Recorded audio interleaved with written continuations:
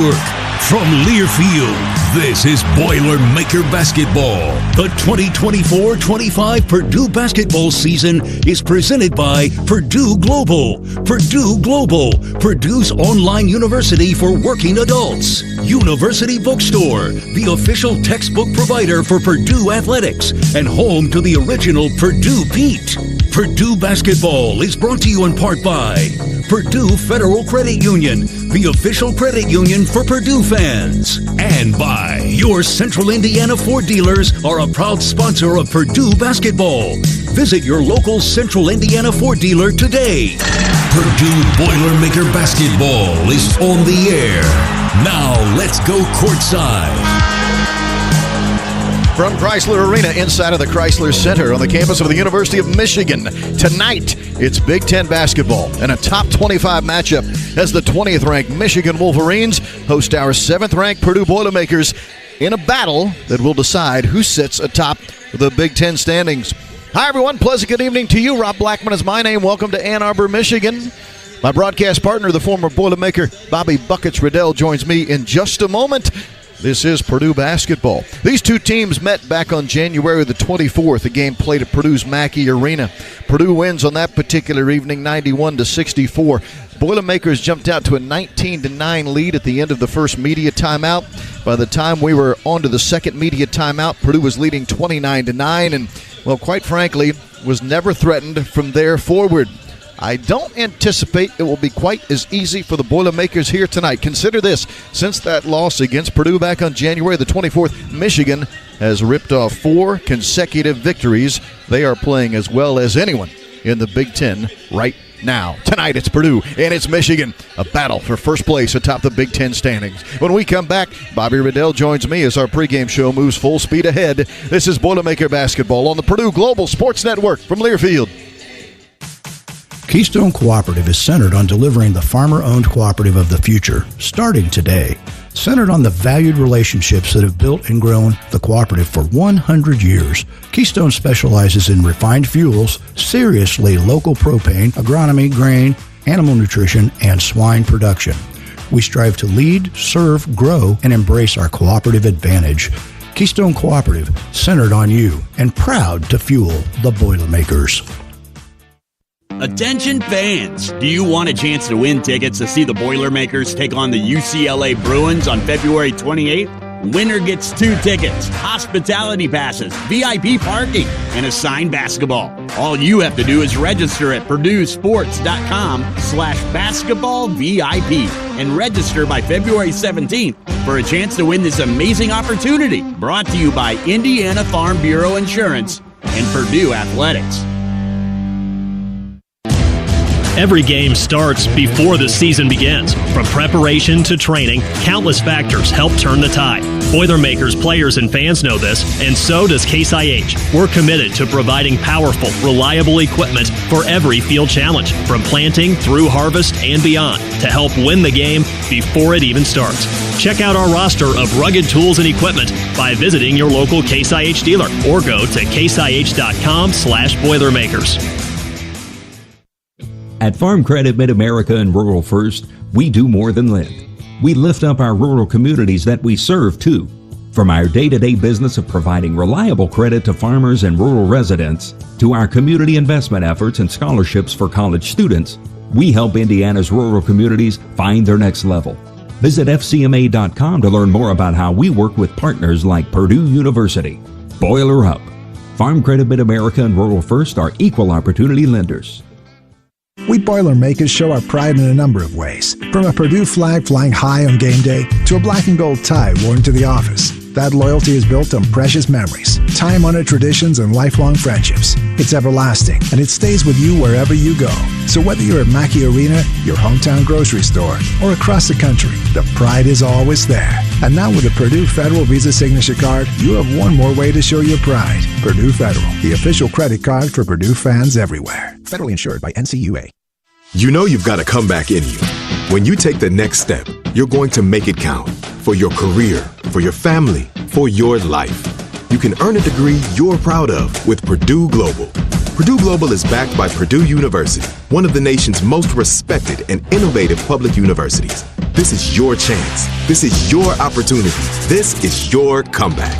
Purdue Global, Purdue's online university for working adults. Start your comeback today at purdueglobal.edu.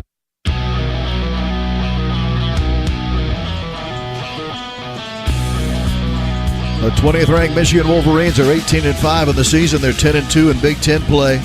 7th ranked Purdue Boilermakers 19-5, 11-2 in the Big Ten Conference. Right now, Purdue a half game ahead of Michigan in the Big Ten standings. Michigan State also a half game back at 10-2. That is why this game tonight is so important for both the Wolverines and the Boilermakers. Rob Blackman here with Bobby Riddell, thanking you for joining us. We're scheduled for a 7:02 tip-off tonight here at the Chrysler Arena. 7:02 in the house that Cassie Russell built. All right, Bob, January the 24th, Purdue over Michigan, 91-64. I think both you and I would agree we were a bit surprised. Not that Purdue won, but the way Purdue, well, quite frankly, just blew them out of the water. That was a battle of number 11 versus number 21 in that game. It's not like, Wolverines were coming in on a losing skid. They were not. They were 21st in the country. Tonight they're 20th in the country, but more importantly, they're playing at home. Might be a different story here tonight. It certainly might be a different story, and we would be stunned if it's not. Let's be honest, because you're right. I think Purdue, frankly, just punked Michigan, when they came to Mackey Arena. It was just Purdue jumping on them right out the gates from the first tip. Purdue was all over them with the pressure, forcing turnovers. We knew Michigan had turnover issues coming into the game. It's kind of their Achilles heel as a team. They lead the Big Ten in turnovers per game and still do. And Purdue was able to really expose that early in that game, and then Michigan combined that with some poor outside shooting, and that was just a death sentence for the Wolverines in that game. So, yeah, we'd be stunned if we come into the Chrysler Center and it's a same blowout situation in favor of the Boilers. I anticipate, just with human nature, the Wolverines being extra motivated to come out and give Purdue their best shot. And, of course, we know how the Big Ten works from a home-road standpoint. Life is difficult on the road. You're probably not going to get a friendly whistle, and you're going to have an uphill battle from that standpoint. So Purdue's going to have to bring its A game, you would think, to come away with the victory here today. There are so many things, if you're a Michigan fan, to dislike about that game.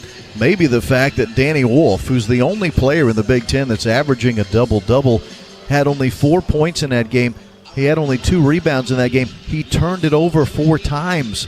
And it wasn't like he didn't play a lot. He played 25 minutes of that contest, did Danny Wolf. Again, I would not anticipate Danny Wolf having a game like that here tonight. He's just too good of a player. He's not going to do that twice in a row against Purdue. You certainly wouldn't think so. His turnovers, his poor shooting, and coming into that game, we were extremely worried about both him and Vlad Golden, that combination in the front court. But give Caleb Furst and Trey Kaufman a ton of credit. They were the enforcers that day. They were physical without fouling, and they really disrupted both Vlad Golden and Danny Wolf in particular. Danny Wolf, one of those super talented 7-foot guys, can really facilitate from that power forward position, can handle the ball extremely well for a guy his size, can shoot it. But he's also a guy that loves space. He loves to be able to have room to maneuver, and I thought Purdue's bigs that day did a tremendous job taking away his space, making him uncomfortable, being physical without fouling, and that's going to have to be the recipe again today, right? The question is, will you get the same sort of whistle you got at Mackey Arena that you're going to get today? I think you could probably argue on some of those plays where Purdue was being physical with those guys on a different day in a different arena, they might not be allowed to be as physical. And, of course, as we know, Trey Kaufman-Renn, Caleb Furst, so important to this Purdue team. If those guys get in foul trouble, it definitely changes the equation in this ballgame. I would also add this. Michigan, they've now had 4 games to sit and simmer over that loss over the Boilermakers. Dusty May, their head coach, talented assistant coaching staff surrounding him. They're going to do some things differently, one would think. They will have some different looks against Purdue this time around than what we saw that particular afternoon, or evening, I should say, in West Lafayette. You would certainly think so. It would be pretty stunning to see them kind of roll out the exact same recipe and hope it goes much better when you lose by that margin.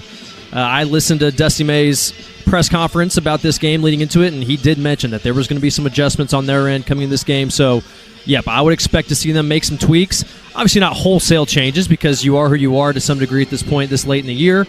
But definitely game by game you can make specific changes, and you would think there's going to be a couple small tweaks they'll have in mind as they approach this Purdue team, because last game, frankly, Purdue was just a substantially better team, and of course the ball went in for Purdue and it didn't go in for Michigan, so that can certainly change some things. But obviously taking care of the basketball, it's an important thing for them. They've struggled with it all year, but it's going to be paramount today, because the team that wins the turnover margin today is going to have a great chance to win this game. Well, that's the thing. Michigan had 22 turnovers against Purdue in that game, which led to 29 Purdue points. So when you look at the final score of 91-64 and you consider 29 of the points, 29 of Purdue's 91, just simply came from Michigan turnovers. That, quite frankly, is where the game was won. The fact that Michigan didn't do a good job of taking care of the ball. Now, as you said, they've been worst in the Big Ten this season at taking care of the ball on a per-game average, roughly turning it over almost 15 times a game. Purdue's been pretty good in that category, turning it over only 10 times per ball game, have the Boilermakers. We'll see what transpires here tonight. I do know this. If Purdue defensively can do the job on Vlad Golden and Danny Wolf that they did back on January the 24th in West Lafayette, the Boilermakers are going to be in good shape, because I mentioned Danny Wolf's numbers against Purdue. Vlad Golden had only 14 points and 6 rebounds, which for him is not a particularly productive game either. He, of course, is the other 7-footer on this Michigan roster, the 7'1" grad student who transferred in from FAU. Tonight it's Purdue and Michigan playing here tonight in what will be a sold-out Chrysler Arena for the number 20 ranked team in the country, the Wolverines, and the 7th ranked Purdue Boilermakers. More in a moment. This is Boilermaker Basketball on the Purdue Global Sports Network from Learfield.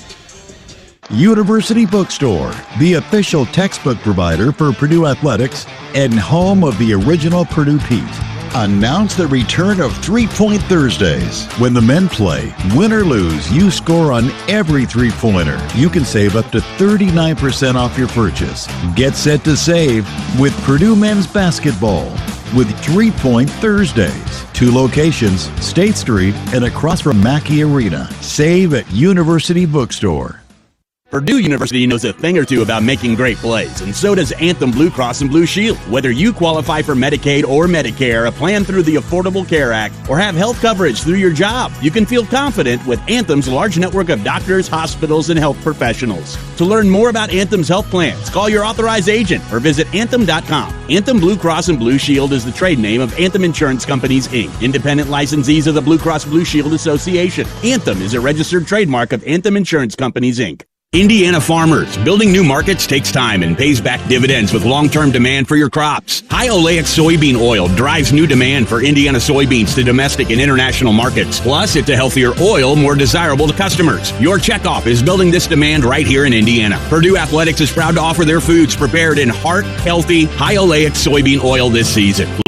Learn more about this oil at incornandsoy.org/premiums. This message was funded by Indiana soybean farmers and their checkoff. We know to contact Indiana 811 at least 2 working days before every dig. But did you also know spraying a white line around the area you plan to dig means utility flags will only go in that area? Fewer flags in the yard? Easier mowing? Everybody wins. Everybody except my kid. I don't want to mow the yard. Everybody except for your kid wins. Contact Indiana 811 at least 2 working days before picking up a shovel.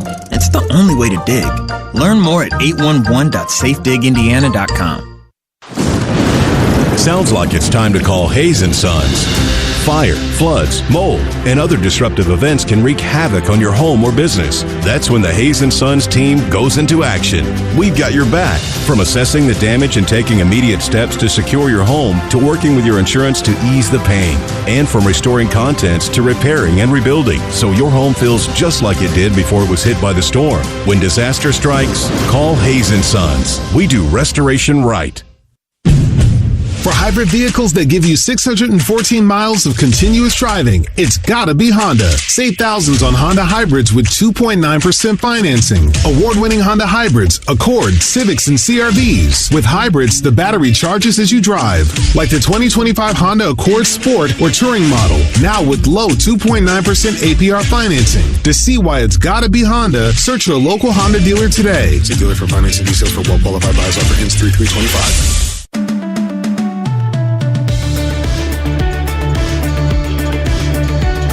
Chrysler Arena, the place to be tonight for Big Ten hoops, and a battle for first place in the Big Ten standings on the line. Purdue and Michigan.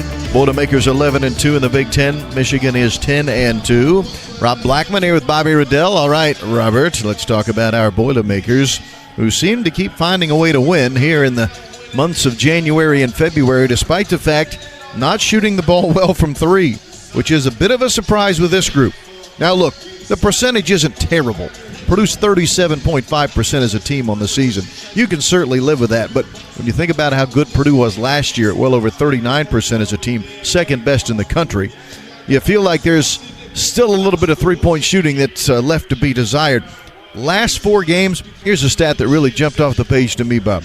Last 4 games, Purdue's averaging 88 points a game, but shooting 33% from three. Still finding a way to score a lot of points, but not doing it with great perimeter. It was like, especially as of late, just extremely streaky. The games where we're good, we're really good, and then the games when we're bad, it's pretty rough. Bad. And that was what was so impressive about that USC game. We scored 52 points in the paint, which was 10 more points in the paint than we had in any other game the entire season. The Maryland game, we had 42 points in the paint. So we just blew away what we'd been doing from a points in the paint standpoint compared to how we had done in every other game that so far this season. Because to score 90 points when you shoot 26% from three, it's just really impressive work, obviously, inside the painted area and at the foul line. And Purdue was really good in both areas. That's the benefit, though, of having a team that's versatile and can score in different ways. You always talk about how valuable three-level scorers are, guys that can make threes, score in the mid-range, and take the ball away the basket. We've got a number of guys who can score at different areas. Trey Kaufman-Renn, of course, is just a phenomenal scorer in that mid-range, around the rim area.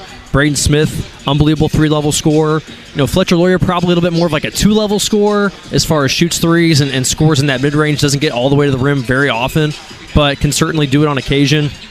And those are the big three, of course. But guys like C.J. Cox and Caleb Furst have really been contributing in other ways as far as scoring and rebounding. And just this team as a whole, Miles Colvin and Camden Heide, those guys are explosive. One of those guys seems to catch a lob in transition every game. Yeah. So, we just have lots of ways to score inside the three-point line. Trey Kaufman-Renn, that's been a huge story. His improved free throw shooting, we've been able to steal points at the line. We talked about last game, Rob, that the Auburn game, he goes 1 of 7 at the line. Right. Just felt like all those big moments in the first half where it was like, all right, if Trey can step up and hit 2 free throws here, we can maybe stem the tide, stem the momentum that Auburn has. And he unfortunately, would go and maybe miss the front end of a 1-on-1 or miss both free throws, and then Auburn would come down and dunk or make a three, and things just kind of spiraled on us. Well, those issues have not been arising for Trey as of late. He's been stepping up, making huge free throws. I mean, think of late in the Iowa game, drilled 4 critical free throws in that game. And so anytime, we do positive things and Trey goes to the line, which he does often, he's been able to make opponents pay. And that's part of why Purdue offensively has been able to flourish even without the hot three-point shooting. In that first matchup against Michigan, Purdue was 9 of 24 from the three-point line. But to what Bob is saying, and if you listen throughout our pregame show, you'll hear me talk to Matt Painter about this as well later on in the pregame program. The three-point shooting, yes, has left something to be desired. But last 4 games, Purdue inside of the arc is 64%. You combine that with a much improved free throw shooting, that's where Purdue's making up the difference. Yes, missing the threes, but such a high percentage inside of the arc and making the free throws, that's where you're picking up those lost points that you would have counted on from a three-point shooting perspective. No question. And the thing is with missed threes, a lot of times you're going to get those long rebounds that you're able to corral as an offensive rebound and then get a second crack at it. And so I'm sure Purdue has had a decent chunk of offensive rebounds off of some of those three-point misses too. And it's been a nice job of this team, and it's great to have a versatile roster that can score in a lot of different ways, and you're not just living and dying always by the three. Final thought before we take a break here, Bob Riddell. This is my opinion. I'd love to get yours. Yes, Purdue has 7 games left on the schedule, starting here tonight with Michigan. Of the 7, 6 of them are quad ones. But if we just want to talk about the potential of being a Big Ten regular season champion, and again, I'll emphasize there are 7 games left. I would argue the next 4 are the 4 that decides a Big Ten champion. Tonight with Michigan, Saturday at home with Wisconsin, next Tuesday at Michigan State, and then the following Sunday at Indiana. To me, those are the 4. Those first 4 of the 7 remaining, that's going to be where we will decide whether or not Purdue is worthy of being a Big Ten regular season champ. I think you're right. I think probably just because on paper, after that, those 4 remaining games, besides the final game at Illinois, you're probably favored in those other 3 games. And so, there would only be 3 games left. Yeah, you're right. So besides Illinois, there would be those other 2 home games. I think you'll be favored, Rutgers and UCLA. So these next 4, it's a rivalry game at Indiana, and then the other 3 are all games against teams that have a claim to try to win it. Sure, Wisconsin's 2 games back, correct, of Purdue, Michigan, and Michigan State in the loss column, but they have a really good team. They could certainly go on a run and try to get a share of the title. I'll flip it on you. So what do you think Purdue's got to do in these next 4 games to make sure it can get a share, at least, of the Big Ten crown? The easy answer is 4-0. You are cruising to the title. Sure. I would say 2-2. Bare minimum. You're still okay. I would agree. That's going to be the minimum, in my opinion. 2-2. Yeah, because I think you're right. If you split, I think most people would say if you finish with 4 losses, it would be pretty stunning not to get a share of the title if you finish with only 4 losses. And so if you go 2-2 in this stretch, then obviously that would give you 4 losses, and then those final 3 games, if you can win out, you end up with the 4 losses, and I think 5 losses probably has a great chance to share as well if you're able to go 2-2 and then maybe you lose that game in Illinois and take care of home court. But you're right. I think 2-2 gives you a great chance to still get a share, but obviously 3-1, 4-0, man, you're flying high. And maybe more importantly, who are those 2 wins against? If you're 2-2 and you beat Michigan and Michigan State in the 2, you're probably a little bit better off than if you didn't beat those 2. Long way to go. Obviously, we're just kind of projecting what might happen. But we know this. Right now, Purdue's in first place in the Big Ten standings with 7 to play, and this is a big one tonight against Michigan. Make no mistake about it. Big Ten College Basketball Report presented by Toyota is coming up next. This is Boilermaker Basketball on the Purdue Global Sports Network from Learfield. Talking on the phone is difficult if you've been exposed to loud noises over time. Combat veterans, factory workers, farmers, gun and motorcycle enthusiasts can have trouble hearing on the telephone. Relay Indiana helps return clarity to your phone conversations. Relay Indiana also provides free loaned equipment to those who qualify. Get the CapTel Caption telephone from Relay Indiana. Visit RelayIndiana.com now.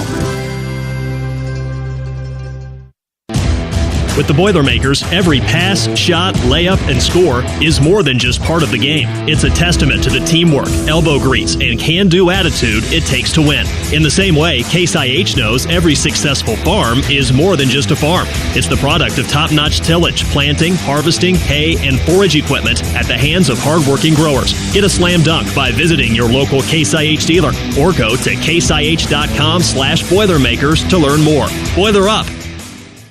Attention fans! Do you want a chance to win tickets to see the Boilermakers take on the UCLA Bruins on February 28th? Winner gets 2 tickets, hospitality passes, VIP parking, and a signed basketball. All you have to do is register at PurdueSports.com/and Purdue Athletics. Purdue University. We're in the persistent pursuit of the next giant leap. We're developing solutions to today's toughest challenges and building a better world together. From our research labs in West Lafayette to new opportunities at Purdue University in Indianapolis. Together, we dare to go first and picture what's next in a first-of-its-kind short film, Boilers to Mars. Find out about lines, connecting opportunity with success. Contact the Hancock County Economic Development Council at www.hancockedc.com or at 317-477-7241. Feeling the pressure to find Valentine's Day gifts they'll love? Then you gotta go to Kohl's. They have something for every Valentine. Go fun and unexpected with a Lego set. Go luxe with a Sephora fragrance. Go classic with a diamond necklace and more. Then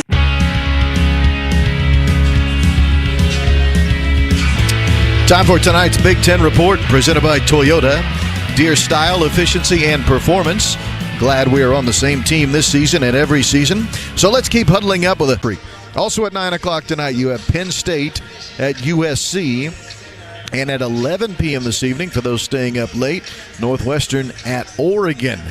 Tomorrow, Wednesday, Iowa at Rutgers and Washington at Ohio State. Top 25 rankings coming out yesterday. Purdue is the highest-ranking Big Ten team among the top 25. Purdue ranked 7th this week, staying in the exact same spot they were a week ago at number 7. Michigan State tumbles just a couple of spots. They're now 11th in the country. Wisconsin checks in at 16. That's next on Purdue's schedule. The Badgers Saturday. Wisconsin has this entire week off to prepare for Purdue. Michigan ranked 20th. Maryland's 25th. And then UCLA, Illinois. I mentioned they're playing later tonight. Think about this. If you go ahead and extend the rankings past 25, UCLA would be 26th among the voters, and Illinois would be 28th. So that's a top 30 showdown tonight in Champaign-Urbana. One other Big Ten note. We'll reference this a couple times throughout the game, I'm certain. But congratulations to Trey Kaufman-Renn. Yesterday announced as the Big Ten Player of the Week. He now has been named the Big Ten Player of the Week 3 times this season. Trey Kaufman-Renn, the redshirt junior, Purdue's leading scorer and rebounder. When we come back to the pregame show, we'll take a closer look at the Michigan Wolverines. Bobby Riddell sits down with assistant coach. Was it Terry Johnson today, Bob? It was. Terry Johnson. I get confused in my old age, Bob. I can never remember. It is Terry Johnson. He visits with Bobby Riddell next. Scouting Report brought to you by Purdue Global. This is Boilermaker Basketball on the Purdue Global Sports Network from Learfield. At First Farmers Bank and Trust, we know that when agriculture thrives, we all do. It's the heart and grit of our agricultural communities that keep the crops coming in and the livestock cared for day and night. That's why we build financial solutions around the needs and schedules of our ag clients. If you're looking for a financial partner that has over 135 years experience in understanding and supporting agriculture, we want to hear from you. Let's harvest success together. First Farmers Bank and Trust. Member FDIC. Equal Opportunity Lender. University Bookstore, the official textbook provider for Purdue Athletics and home of the original Purdue Pete. Announce the return of 3-Point Thursdays. When the men play, win or lose, you score on every three-pointer. You can save up to 39% off your purchase. Get set to save with Purdue men's basketball with 3-Point Thursdays. 2 locations, State Street and across from Mackey Arena. Save at University Bookstore. Coors Light presents To Chill or Not to Chill. When your friend skips your favorite song on the playlist. End the friendship. Or choose chill because that song lives rent-free in your head anyway. And you're planned ahead by bringing Coors Light to the party. And the sound of that ice-cold can cracking open was music to your ears already. Coors Light. Choose chill. Celebrate responsibly. 2024 Coors Brewing Company, Golden, Colorado. Hi, it's Matt Painter, men's basketball coach at Purdue University. I'm proud to be a graduate of the College of Liberal Arts, which continues to innovate with programs like Cornerstone, Degree in 3, and Degree Plus. What I learned in my classes serves me every day. The College of Liberal Arts prepares all Purdue students to think broadly and lead boldly, values that mean a lot to me. I'm grateful for the education I received in the College of Liberal Arts. I encourage you to check out the College of Liberal Arts at Purdue to see where your degree can take you. This is Camden Heidi from Purdue Men's Basketball for my friends at the Halderman Companies, proud supporters of Purdue University. The Halderman team understands the importance of teamwork, execution, and tremendous effort required for us to succeed on the court and provide the same to their clients. Their team includes farm managers, appraisers, and real estate brokers with experience, knowledge, and professionalism to help you accomplish your farm goals. If it has anything to do with the business of farming, Halderman can help. Visit halderman.com today to learn more. For 48 straight years, Ford F-Series have been the best-selling trucks in America. We got here by engineering breakthrough technology, redefining Built Ford Tough, and never settling for second best. But what's really made Ford F-Series the #1 selling trucks in America is you. Ford F-Series, Built Ford Tough. Based on 1977 to 2024 calendar year total sales. Welcome back here to the pregame show from Chrysler Arena, where tonight Purdue takes on the Michigan Wolverines in Big Ten action. It's time now for our scouting report segment presented by Purdue Global, Purdue's online university for working adults. Joined now by assistant coach Terry Johnson.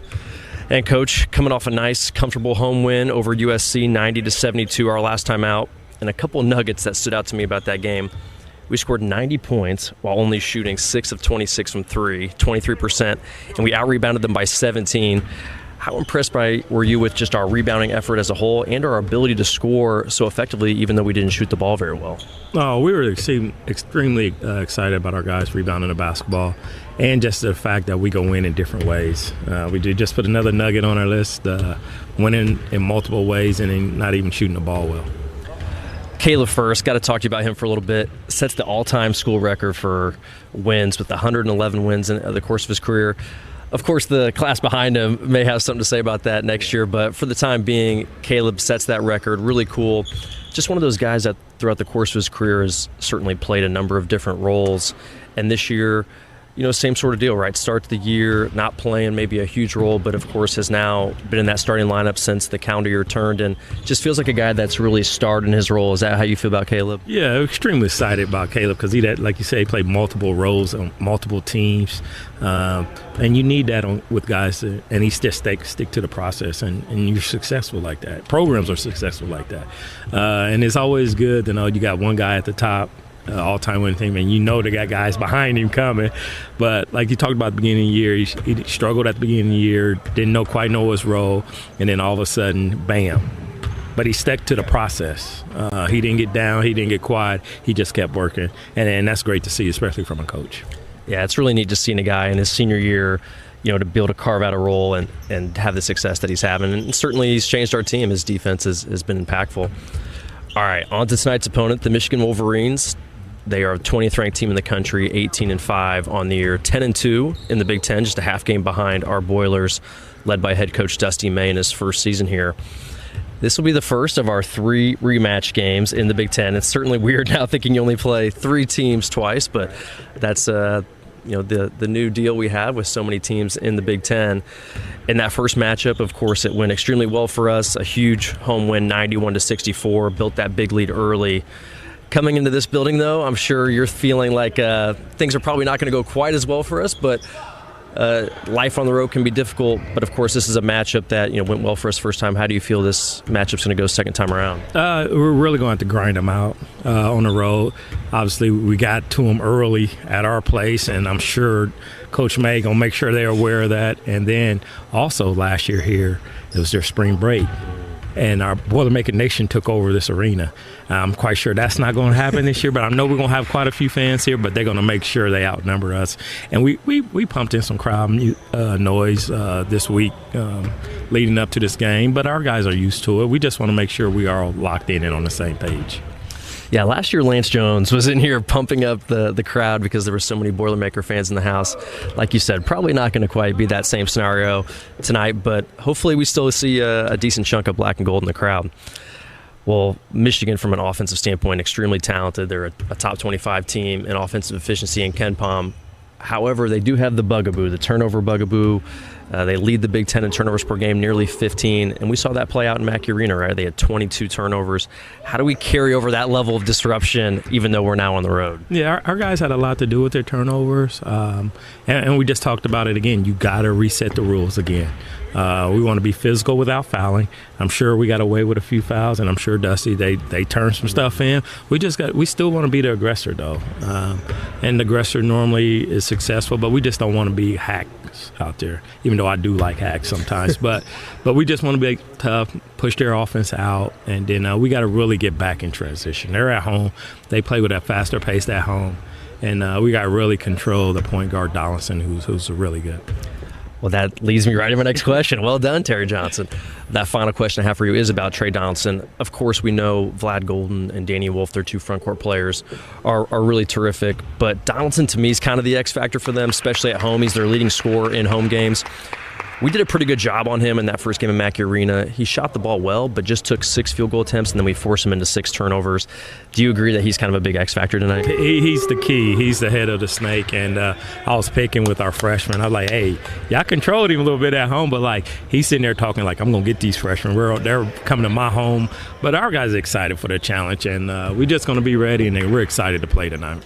All right, thanks, Terry. Thank you. Boilermaker assistant coach Terry Johnson. They're visiting with Bobby Riddell. Trey Donaldson, indeed, the head of the snake, as the coaches like to call him, the 6'3 junior out of Tallahassee. They transferred from Auburn. When we come back to the pregame show, Bobby Riddell back to the microphone. He'll have a scoreboard update for you. Tonight it's Purdue and Michigan. This is Boilermaker Basketball on the Purdue Global Sports Network from Learfield. We Boilermakers show our pride in a number of ways. From a Purdue flag flying high on game day to a black and gold tie worn to the office. That loyalty is built on precious memories, time-honored traditions, and lifelong friendships. It's everlasting, and it stays with you wherever you go.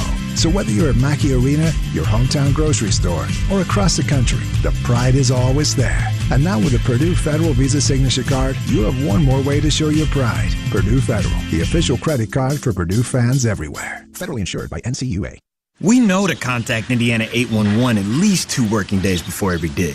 But did you also know spraying a white line around the area you plan to dig means utility flags will only go in that area? Fewer flags in the yard? Easier mowing? Everybody wins. Everybody except my kid. I don't want to mow the yard. Everybody except for your kid wins. Contact Indiana 811 at least 2 working days before picking up a shovel. It's the only way to dig. Learn more at 811.safedigindiana.com. At Indiana Kitchen Premium Pork Products, just 20 miles down the road from Mackey Arena, we're not just really good bacon makers. We're Purdue alumni. We're student interns. We're student parents. We're fans. We're season ticket holders. We're John Purdue Club members. We're Boilermakers. I'm Russ Sherwood, president at Indiana Kitchen, and on behalf of everyone here, we're proud to say our bacon is more than just locally made. Our Indiana Kitchen bacon is boiler made. Visit IndianaKitchen.com, proud sponsor of Purdue Athletics. Purdue University. We're in the persistent pursuit of the next giant leap. We're developing solutions to today's toughest challenges and building a better world together. From our research labs in West Lafayette to new opportunities at Purdue University in Indianapolis. Together, we dare to go first and picture what's next in a first-of-its-kind short film, Boilers to Mars. Find out about our legacy and future in space at boilerstomars.com. When you want the best quality, safety, reliability, and savings, it's gotta be Honda. Save thousands with low 0% APR financing. When you gotta have selection, Honda cars, trucks, vans, SUVs, hybrids, and EVs are in stock and on sale. Like the 2024 Honda Prologue EV with 0% APR financing. To see why it's gotta be Honda, search your local Honda dealer today. See dealer for financing details. Financing on credit approval. Offer is 3/3/25. Every game starts before the season begins. From preparation to training, countless factors help turn the tide. Boilermakers players and fans know this, and so does Case IH. We're committed to providing powerful, reliable equipment for every field challenge, from planting through harvest and beyond, to help win the game before it even starts. Check out our roster of rugged tools and equipment by visiting your local Case IH dealer or go to caseih.com/Boilermakers.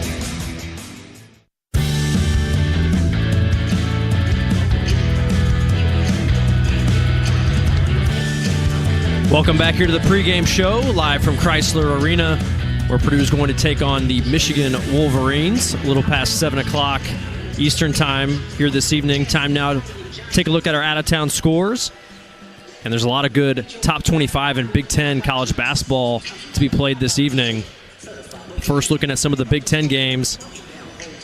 Over on the Big Ten Network, you got a doubleheader starting at 9 o'clock Eastern time. Penn State in the first game goes on the road to take on USC.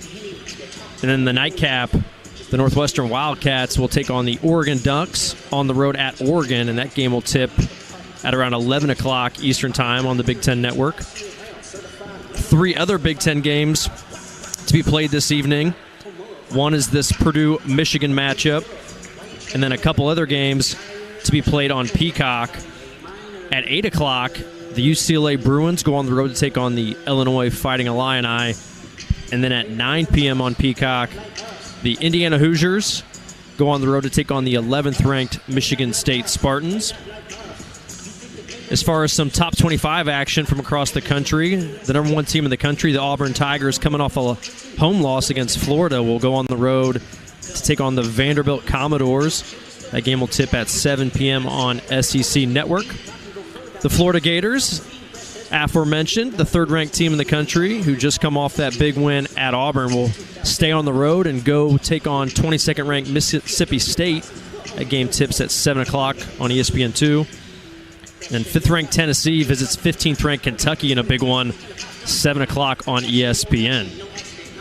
When we return to the pregame show, we will have Coach Painter's pregame comments presented by Purdue Federal Credit Union. This is Boilermaker Basketball on the Purdue Global Sports Network from Learfield. Sounds like it's time to call Hayes & Sons. Fire, floods, mold, and other disruptive events can wreak havoc on your home or business. That's when the Hayes & Sons team goes into action. We've got your back. From assessing the damage and taking immediate steps to secure your home, to working with your insurance to ease the pain, and from restoring contents to repairing and rebuilding, so your home feels just like it did before it was hit by the storm. When disaster strikes, call Hayes & Sons. We do restoration right. Talking on the phone is difficult if you've been exposed to loud noises over time. Combat veterans, factory workers, farmers, gun and motorcycle enthusiasts can have trouble hearing on the telephone. Relay Indiana helps return clarity to your phone conversations. Relay Indiana also provides free loaned equipment to those who qualify. Get the CapTel Caption telephone from Relay Indiana. Visit RelayIndiana.com now. Purdue University knows a thing or two about making great plays, and so does Anthem Blue Cross and Blue Shield. Whether you qualify for Medicaid or Medicare, a plan through the Affordable Care Act, or have health coverage through your job, you can feel confident with Anthem's large network of doctors, hospitals, and health professionals. To learn more about Anthem's health plans, call your authorized agent or visit Anthem.com. Anthem Blue Cross and Blue Shield is the trade name of Anthem Insurance Companies, Inc., independent licensees of the Blue Cross Blue Shield Association. Anthem is a registered trademark of Anthem Insurance Companies, Inc. At Farm Credit Mid-America and Rural First, we do more than lend. We lift up our rural communities that we serve, too. From our day-to-day business of providing reliable credit to farmers and rural residents, to our community investment efforts and scholarships for college students, we help Indiana's rural communities find their next level. Visit FCMA.com to learn more about how we work with partners like Purdue University. Boiler up. Farm Credit Mid-America and Rural First are equal opportunity lenders. Coors Light presents To Chill or Not to Chill. When your friend skips your favorite song on the playlist. End the friendship. Or choose chill because that song lives rent-free in your head anyway. And you're planned ahead by bringing Coors Light to the party. And the sound of that ice-cold can cracking open was music to your ears already. Coors Light. Choose chill. Celebrate responsibly. 2024 Coors Brewing Company, Golden, Colorado. Electric Plus has the mission to be the best electrical contractor in Indiana, leading the league in new construction, modernizations, and service repair. Family-owned and operated Electric Plus serves our communities with pride. We have 24/7 emergency coverage for all businesses, with offices in Lafayette, Avon, Kokomo, and Bloomington. Check us out online today. Visit electricplus.com and boiler up.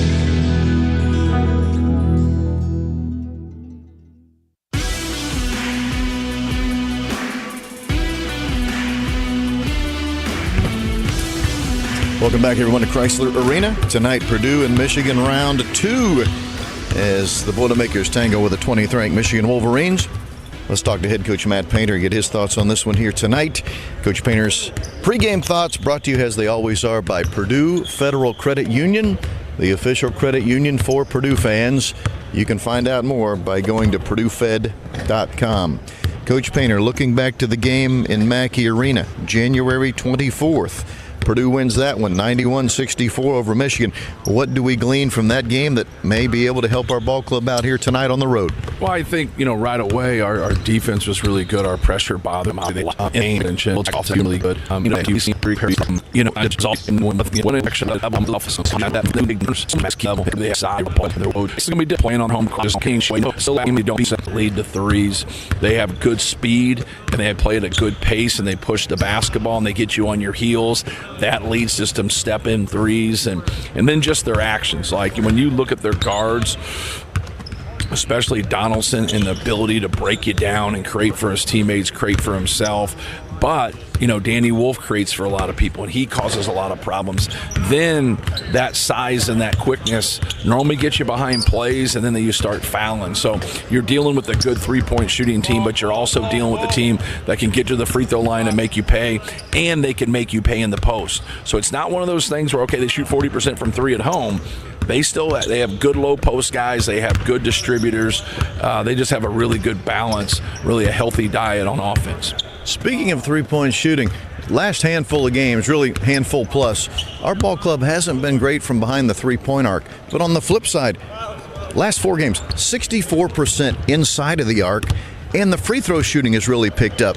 To me, that's what's making up for the poor three-point shooting, the ability you are able to score the ball inside of the arc. Am I seeing it correctly? Yes, no question. Obviously, we've done a very good job of being efficient, in scoring our twos and getting in the paint, and obviously getting to the rim and trying to get layups, trying to get, post-ups, but also Trey getting into that intermediate spot that he feels so comfortable. And really the free throws, our highest volume guy has been making his free throws. And so, you got Braden and Fletch and Cam Heidi, they all shoot around 85, 87%. And now makes it easy to find tickets so you can be a part of all the courtside celebrations this season. Whether you're buying or selling tickets to Purdue basketball games or to any other live event in your area, SeatGeek is the place to do it. SeatGeek is the official ticket marketplace of the Purdue Boilermakers. The most disruptive idea in ticketing? A ticket that works. Expect the expected. SeatGeek. At Indiana Kitchen Premium Pork Products, just 20 miles down the road from Mackey Arena, we're not just really good bacon makers. We're Purdue alumni. We're student interns. We're student parents. We're fans. We're season ticket holders. We're John Purdue Club members. We're Boilermakers. I'm Russ Sherwood, president at Indiana Kitchen, and on behalf of everyone here, we're proud to say our bacon is more than just locally made. Our Indiana Kitchen bacon is boiler made. Visit IndianaKitchen.com, proud sponsor of Purdue Athletics. This Valentine's Day, fall in love with the internet of your dreams from MetroNet. Get 1 gig, 100% fiber internet for only $49.95 a month and experience blazing fast speeds that'll make your heart race. And here's the cherry on top. Sign up by March 3rd and you'll receive a $100 Amazon gift card. Don't wait. Visit Metronet.com to learn more. Get Metronet and love your internet. Terms and conditions apply. On the Purdue Global Sports Network from Learfield, Boilermaker Basketball is brought to you by Indiana Kitchen Premium Pork Products. Get to know us at IndianaKitchen.com. Also brought to you by Coors Light. Choose chill. Proud sponsor of the Purdue Boilermakers. The tip is moments away. This is Boilermaker Basketball. Well, the last time the Boilermakers win the Chrysler Center, February the 24th of last year, Purdue wins that game 84-76. Here we are in February 1 year later. What will it take for Purdue to win here again? Well, let's find out. Here are the keys to the game from Bobby Riddell. Thanks, Rob. Key number 1, going to be a similar key that we had last time we faced off against the Wolverines. Can Michigan take care of the basketball? It's been an issue for them all season long. In the Big Ten, they lead the whole conference in turnovers per game, nearly 15 of them. And then even in Big Ten conference play alone, over 14 turnovers per game. Just a team that flat out struggles to take care of the rock.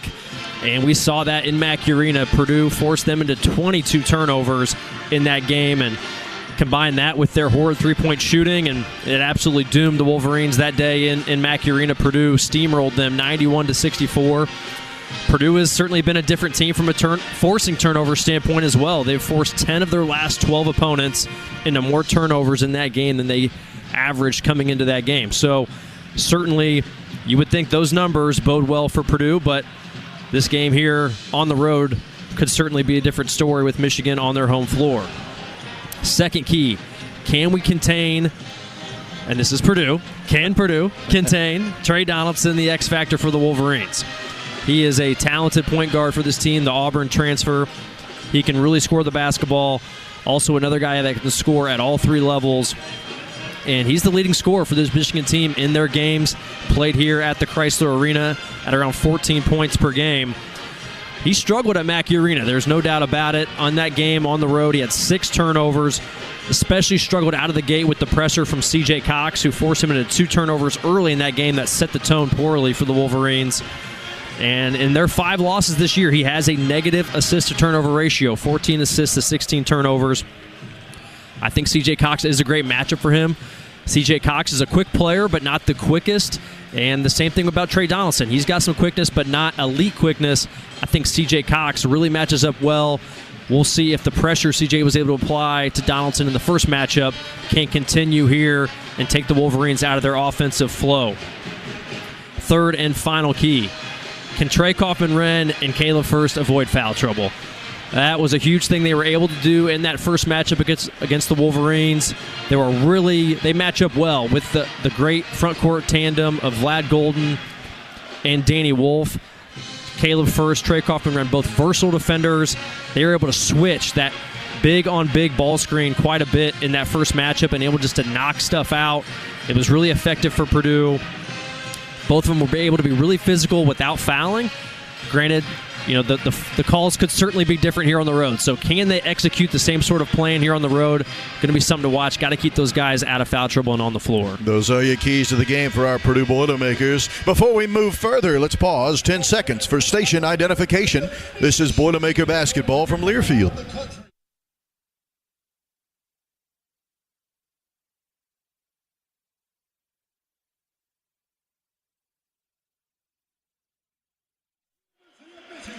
Tonight's starting lineups presented by Hayes & Sons, along with the opening tip-off when we come back to the Chrysler Arena. Tonight, it's 20th-ranked Michigan and 7th-ranked Purdue. This is Boilermaker Basketball on the Purdue Global Sports Network from Learfield. With the Boilermakers, every pass, shot, layup, and score is more than just part of the game. It's a testament to the teamwork, elbow grease, and can-do attitude it takes to win. In the same way, Case IH knows every successful farm is more than just a farm. It's the product of top-notch tillage, planting, harvesting, hay, and forage equipment at the hands of hardworking growers. Get a slam dunk by visiting your local Case IH dealer or go to caseih.com/Boilermakers to learn more. Boiler up! This is Camden Heidi from Purdue Men's Basketball for my friends at the Halderman Companies, proud supporters of Purdue University. The Halderman team understands the importance of teamwork, execution, and tremendous effort required for us to succeed on the court and provide the same to their clients. Their team includes farm managers, appraisers, and real estate brokers with experience, knowledge, and professionalism to help you accomplish your farm goals. If it has anything to do with the business of farming, Halderman can help. Visit halderman.com today to learn more.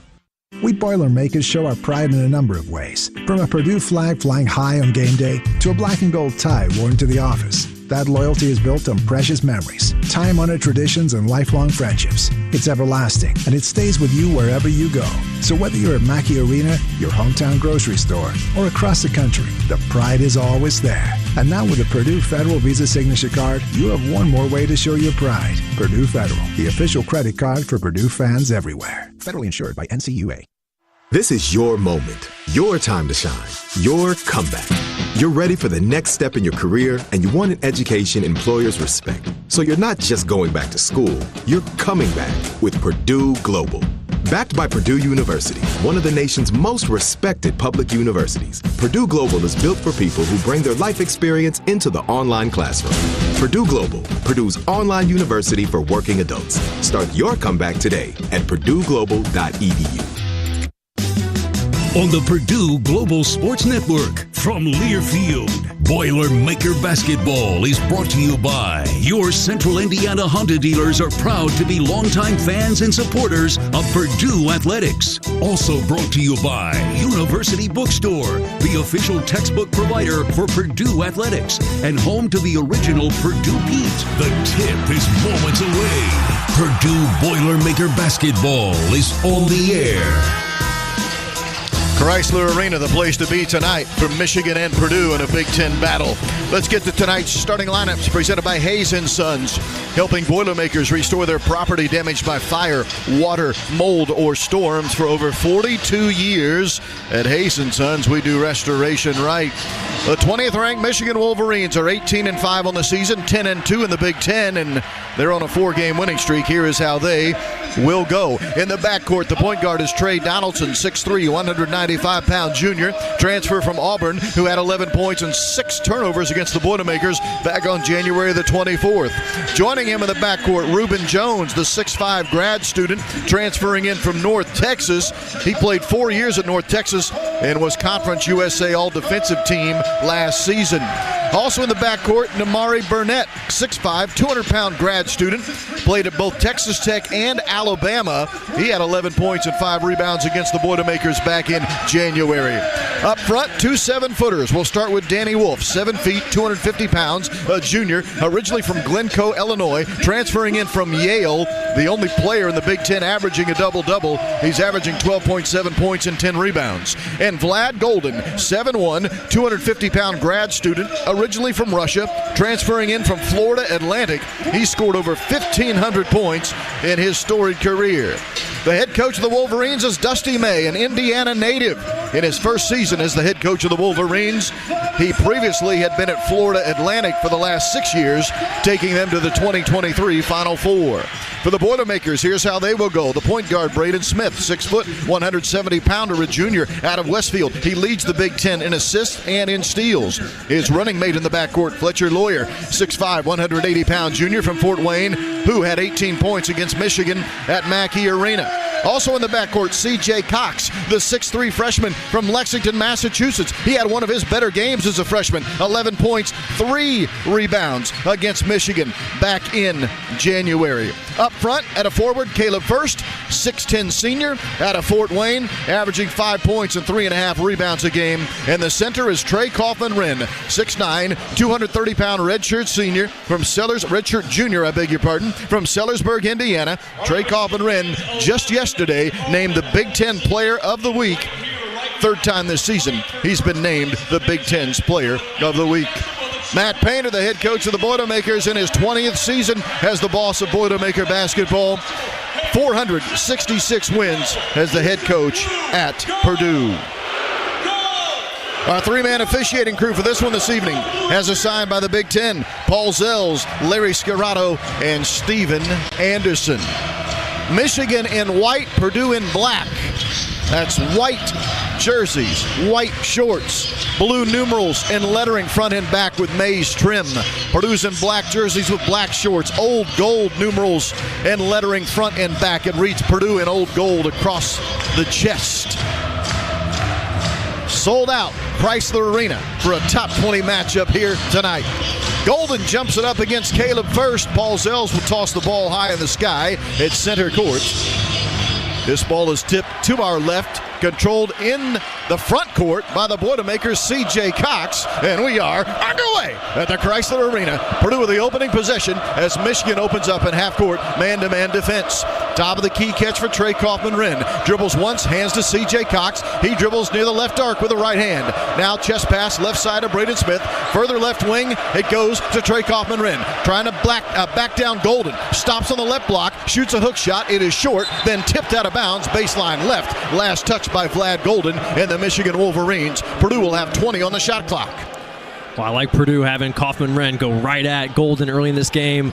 He's a guy, if you can get him in foul trouble, would be huge as far as this game goes. Purdue off of the inbound. Trey Kaufman-Wren at the right elbow. Wants to drive on Golden to the left block. Stops, spins to the left shoulder, loses the ball, picks it up off the floor, gives it to Caleb First. Now it goes right back to Kaufman-Wren on the right baseline with the shot clock at 6. He'll spin at the right elbow. He'll duck in, shoot a right-handed banker. No good. Lost out of bounds. And again, last touch by Michigan.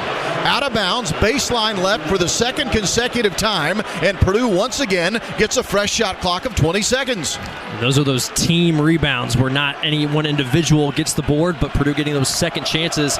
Now 2 team offensive rebounds in a row. Purdue's 0 for 2 shooting, but they've gotten a third opportunity here thanks to the balls carrying out of bounds To our left, Trey Kaufman-Renn spins and gets to the middle of the rim and shoots a two-handed shot just in front of the bucket, scoring for the first time today. Trey Kaufman-Renn, Purdue leads 2-0. Well, if at first you don't succeed, try again, sir. And that time TKR with a beautiful spin to the front of the rim as Golden was heavily favoring his left shoulder. And now an early foul on Purdue. Braden Smith, a Michigan player, cutting in from the left wing on a back cut. That was Trey Donaldson, and Braden Smith had to try to stop him from cutting. He reached and grabbed the uniform, and that is an early foul on Purdue's point guard, Braden Smith. Inbounding baseline right, Michigan shooting a three off the baseline and missing was Reuben Jones, rebounded by the Boilermakers, Trey Kaufman-Renn. 2-0, Purdue the lead, Purdue the ball. 18:35 remaining first half in Ann Arbor. Braden Smith, fall away baseline jumper is good, 15 feet away on the left baseline. First scoring of the game for Braden Smith. Purdue leads 4-0. Well, you hate seeing Braden get that early foul, but you love seeing the fadeaway dropping early. Here's another back cut by Jones as he cocked the ball just on the court. Coming in from the left corner, he was falling out of bounds, but alertly threw it off the leg of Trey Kaufman-Renn. So Michigan keeps possession baseline right underneath the basket. Tried to back cut Fletcher Loyer there, and Fletcher, good job turning his head and got a piece of it, which, as you said, then ended up leading Jones falling out of bounds, but was able to throw it off Fletcher's leg. Michigan attacking the basket to our right here in the first half. Top of the key, it's Wolf. Throws it left block, catch for Namari Burnett, and he turned it over. Stolen by Braden Smith. Purdue on the run. Braden will shoot a three, and it's a bullseye in transition. A triple for Braden Smith. 5 points for him early. Purdue's leading 7-0. And now here's a takeaway at the other end. Trey Kaufman-Renn takes the ball away from Danny Wolf underneath the basket. Purdue with another takeaway. Purdue leading 7-0 in the early going. Driving, Braden Smith, free throw line, hesitating, now falling away. Baseline jumper short. Rebounded Trey Kaufman-Renn. He's tied up on the rebound. Trey Donaldson reached in and tied up the ball. Alternating possession will favor the Michigan Wolverines. Trey can't believe they called a jump ball. That felt like one of those plays where Trey had the ball substantially in his favor, but either way, you could not have scripted a better start than Purdue's having here, turning Michigan over once again and building this 7-0 lead. And a foul against Michigan on the offensive end. This is another turnover. Namari Burnett was trying to cut to the bucket, but standing in his way was Fletcher Loyer. Burnett knocked him over. Braden Smith it was. He knocked Smith to the ground, and that's an offensive foul and a turnover on the Wolverines. Loyer a three, straight away, misses off the right side of the rim. Danny Wolf rebounds for the Wolverines. 7-0 Purdue, 17:15 to go in the first half. Michigan in their white uniforms racing the ball over the timeline, left to right. The ball handler here is Trey Donaldson, the Auburn transfer, driving to the right elbow, stopping and shooting, and he shoots a floater and scores. The first scoring of the game for Michigan comes 3 minutes into the contest. Purdue leads 7-2. A nice aggressive take there by Donaldson. Had the switch on Caleb first, liked the matchup, drove him hard, created a little bit of space, and got that floater up off to go in. C.J. Cox spins at the free throw line, shoots the 15-footer. It is no good. Rebounded off the front of the rim by Wolf, and then tipped away from him, and then a foul will be called on Michigan's Trey Donaldson. Wolf thought he was going to have a clean rebound coming out of there, but Caleb first snuck in from behind, tipped it away from him. C.J. Cox picked it up off the floor, and as C.J. was trying to score on a putback, he was fouled, and this will be 2 foul shots for Purdue's C.J. Cox. Purdue with just such active hands early in this game. Caleb first sneaking behind, strips that ball, and C.J. Cox now going to go to the line for 2 free throws. Thought C.J. had a chance to potentially finish that and one, but came off the side of the rim as he sinks the first free throw, though. C.J. is a 76% foul shooter, the freshman from Lexington, Massachusetts. That's his first scoring of the game for C.J. Cox, who wears number 0 on the black uniform. Dribbles 3 times, shooting foul line left, and he made them both.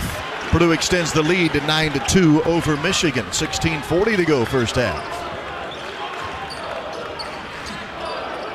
Reuben Jones is now running the point guard for Michigan with this particular group of 5.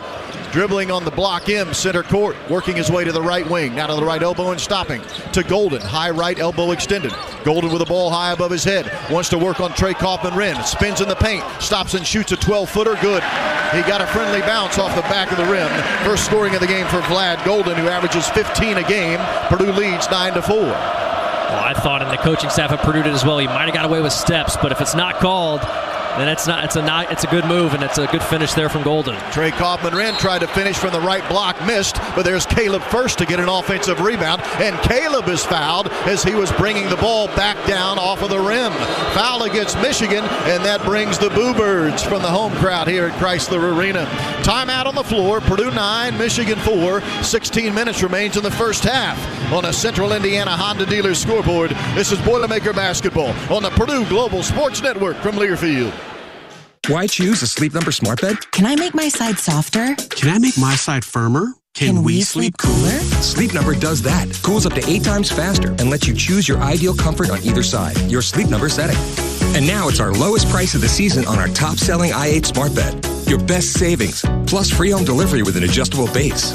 Exclusively at a Sleep Number store near you. All Sleep Number smart beds offer temperature solutions for your best sleep.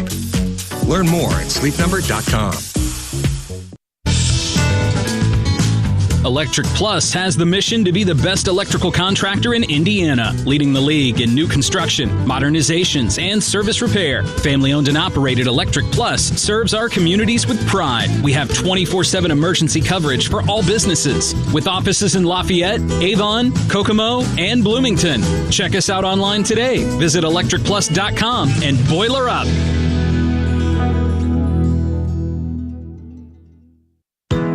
At Indiana Kitchen Premium Pork Products, just 20 miles down the road from Mackey Arena, we're not just really good bacon makers. We're Purdue alumni.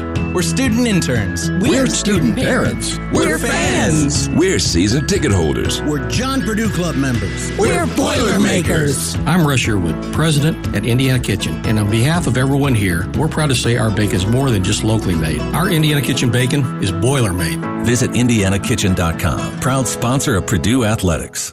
We know to contact Indiana 811 at least 2 working days before every dig. But did you also know spraying a white line around the area you plan to dig means utility flags will only go in that area? Fewer flags in the yard? Easier mowing?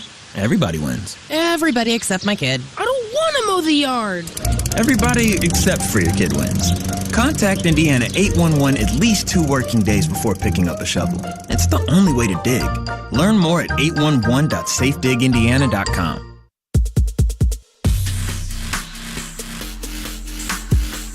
This is Camden Heidi, and this is Purdue Basketball. Purdue Athletics would like to thank and recognize members of the Black and Gold Club who support Purdue Athletics through their sponsorship at the highest level. Black and Gold Club members include Indiana Packers, Molson Coors, Purdue Federal Credit Union, Purdue Global, Riley Children's Health, State Farm Insurance, Toyota, and Wabash, each great partners of Purdue Athletics. Purdue 9, Michigan 4. 16 minutes remains in the first half here in Ann Arbor. Michigan undefeated this season in this building. They're 11-0 in home games played. They're winners of 4 straight. Their last loss 5 games ago when they were beaten by Purdue at Mackey Arena on January the 24th. Purdue inbounds, baseline left. Braden Smith is the trigger man, and he throws it on the right baseline where it's caught here by Trey Kaufman-Wren. Double coming for Wren, who throws it opposite corner. Fletcher Lawyer 3 from the corner. Good. A triple time for Fletcher Lawyer. Purdue extends the lead to 12-4. That's just great execution coming out of the timeout. You get the switch on Roddy Gale to take Kaufman-Wren, and then they bring that makes Michigan bring a double team on the block, and he kicks it out beautifully to Lawyer. Driving in is Roddy Gale on the left block. Skip pass to the right corner. Faking a 3 is Wolf. Now he dribbles into the elbow. Gives it up to Donaldson. He'll dribble in from the left corner. He'll double clutch in traffic and score. Tough take for Trey Donaldson, scoring in amongst the trees. It's Purdue 12, Michigan 6. It really was. I like Purdue's defense. They're running their shooters off the three-point line. Wolf and then Donaldson, but give Donaldson credit. Really tough finish through 2 defenders. Braden Smith will dribble to the left elbow. Stop now on the left block. Bounces it to Trey Kaufman-Wren. Free throw line extended. Short floater, no. Rebounded by Donaldson after it missed off the front of the rim. Donaldson wants to push the pace left to right. Leans into the defender and draws the foul. 2 foul shots coming for Trey Donaldson. This foul will go against the Boilermaker freshman C.J. Cox. And with that, Purdue will sub Camden Heidi, the 6'7 redshirt sophomore, coming in. Cam averaging 4.5 points a game. And Jakari Harris, the freshman from Atlanta at 6'3", will sub in as well. At the foul line, Trey Donaldson, 65% free throw shooter this season. The Auburn transfer makes the first foul shot. Just a smart play by him there, driving that ball in transition, lunges into C.J. Cox to get that contact. How about Jakari Harris playing here in Michigan, where his brother Glenn Robinson III was a star player back in the day. Sitting courtside here tonight as well. Yeah, I saw him down there. He gave Jakari some love a little earlier. Now, who's he rooting for, Michigan or probably rooting for Jakari Harris and Michigan? Right, a combo probably. Jakari has a great game, yet the Wolverines prevail.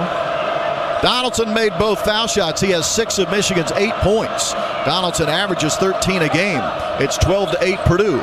Purdue attacking. Trey Kaufman-Renn with a nice right-handed layup over the front of the rim.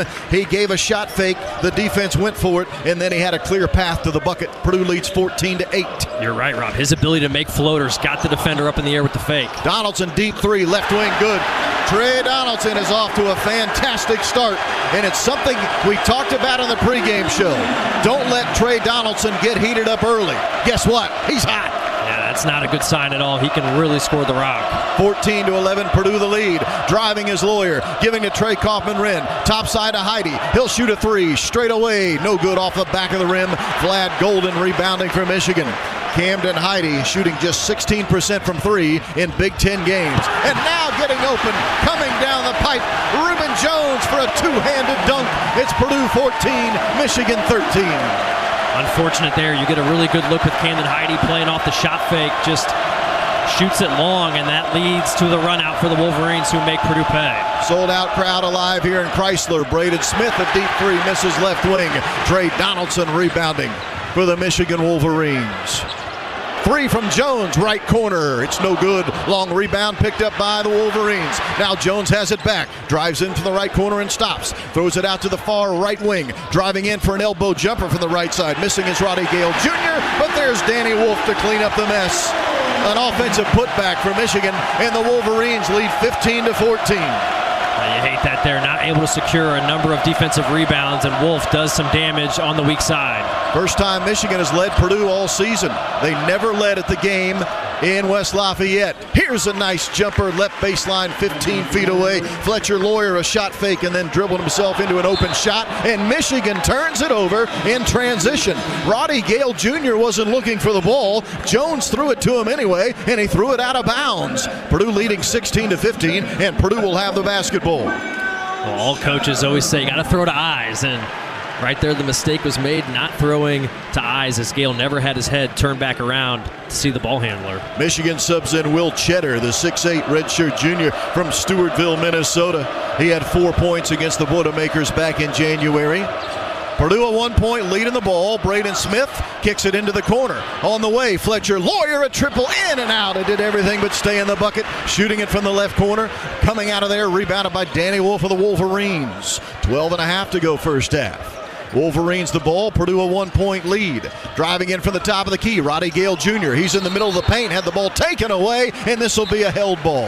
Camden Heide reaching in on Roddy Gale Jr. once he got to the semicircle, located underneath the bucket, reached in and tied him up, and this held ball, possession arrow favors Purdue.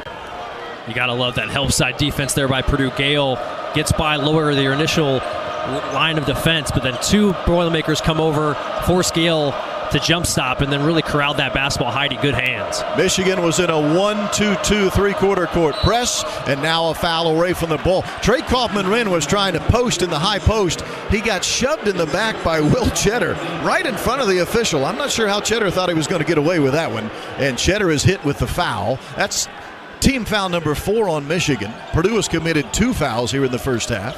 Purdue inbounds in the front court from the sideline. Braden Smith with it, left-handed dribble to Trey Kaufman-Renn on the short roll. He drives into the right block and hits a right-handed banker. Tough take, Trey Kaufman-Renn in traffic. Purdue's up 18-15. Wolf dribbles in, down the right side of the paint, draws the foul from Trey Kaufman-Renn. First foul on Trey Kaufman-Renn that will send to the foul line Danny Wolf of the Michigan Wolverines. When we return to the Chrysler Arena, Purdue 18, Michigan 15, 11:52 remains in the first half on the Central Indiana Honda Dealer scoreboard. This is Boilermaker Basketball on the Purdue Global Sports Network from Learfield. This is Camden Heidi from Purdue Men's Basketball for my friends at the Halderman Companies, proud supporters of Purdue University. The Halderman team understands the importance of teamwork, execution, and tremendous effort required for us to succeed on the court and provide the same to their clients. Their team includes farm managers, appraisers, and real estate brokers with experience, knowledge, and professionalism to help you accomplish your farm goals. If it has anything to do with the business of farming, Halderman can help. Visit halderman.com today to learn more. This Valentine's Day, fall in love with the internet of your dreams from MetroNet. Get 1 gig 100% fiber internet for only $49.95 a month and experience blazing fast speeds that'll make your heart race. And here's the cherry on top. Sign up by March 3rd and you'll receive a $100 Amazon gift card. Don't wait. Visit Metronet.com to learn more. Get MetroNet and love your internet. Terms and conditions apply. Hey, Boilermaker fans! Basketball season is here, and SeatGeek is here to help you experience all the action. SeatGeek makes it easy to find tickets so you can be a part of all the courtside celebrations this season. Whether you're buying or selling tickets to Purdue basketball games or to any other live event in your area, SeatGeek is the place to do it. SeatGeek is the official ticket marketplace of the Purdue Boilermakers. The most disruptive idea in ticketing? A ticket that works. Expect the expected. SeatGeek. Indiana farmers, building new markets takes time and pays back dividends with long-term demand for your crops. High oleic soybean oil drives new demand for Indiana soybeans to domestic and international markets. Plus, it's a healthier oil, more desirable to customers. Your checkoff is building this demand right here in Indiana. Purdue Athletics is proud to offer their foods prepared in heart-healthy, high oleic soybean oil this season. Learn more about this oil at incornandsoy.org/premiums. This message was funded by Indiana's soybean farmers and their checkoff.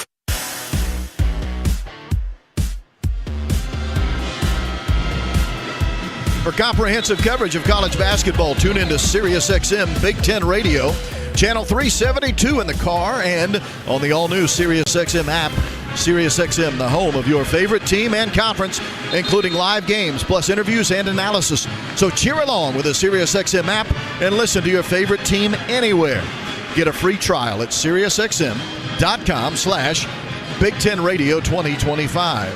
Rob Blackman, Bobby Riddell, on-site audio engineer Wes Scott. We greet you tonight from the Chrysler Arena, the home of the Michigan Wolverines. Purdue leading by 3, 18-15. At the foul line for Michigan will be Danny Wolf, 63% foul shooter on the season. The only player in the Big Ten currently averaging a double-double is Danny Wolf, the transfer from Yale, and he makes the first foul shot. He's averaging 12.7 points a game and 10 rebounds a game is Danny Wolf.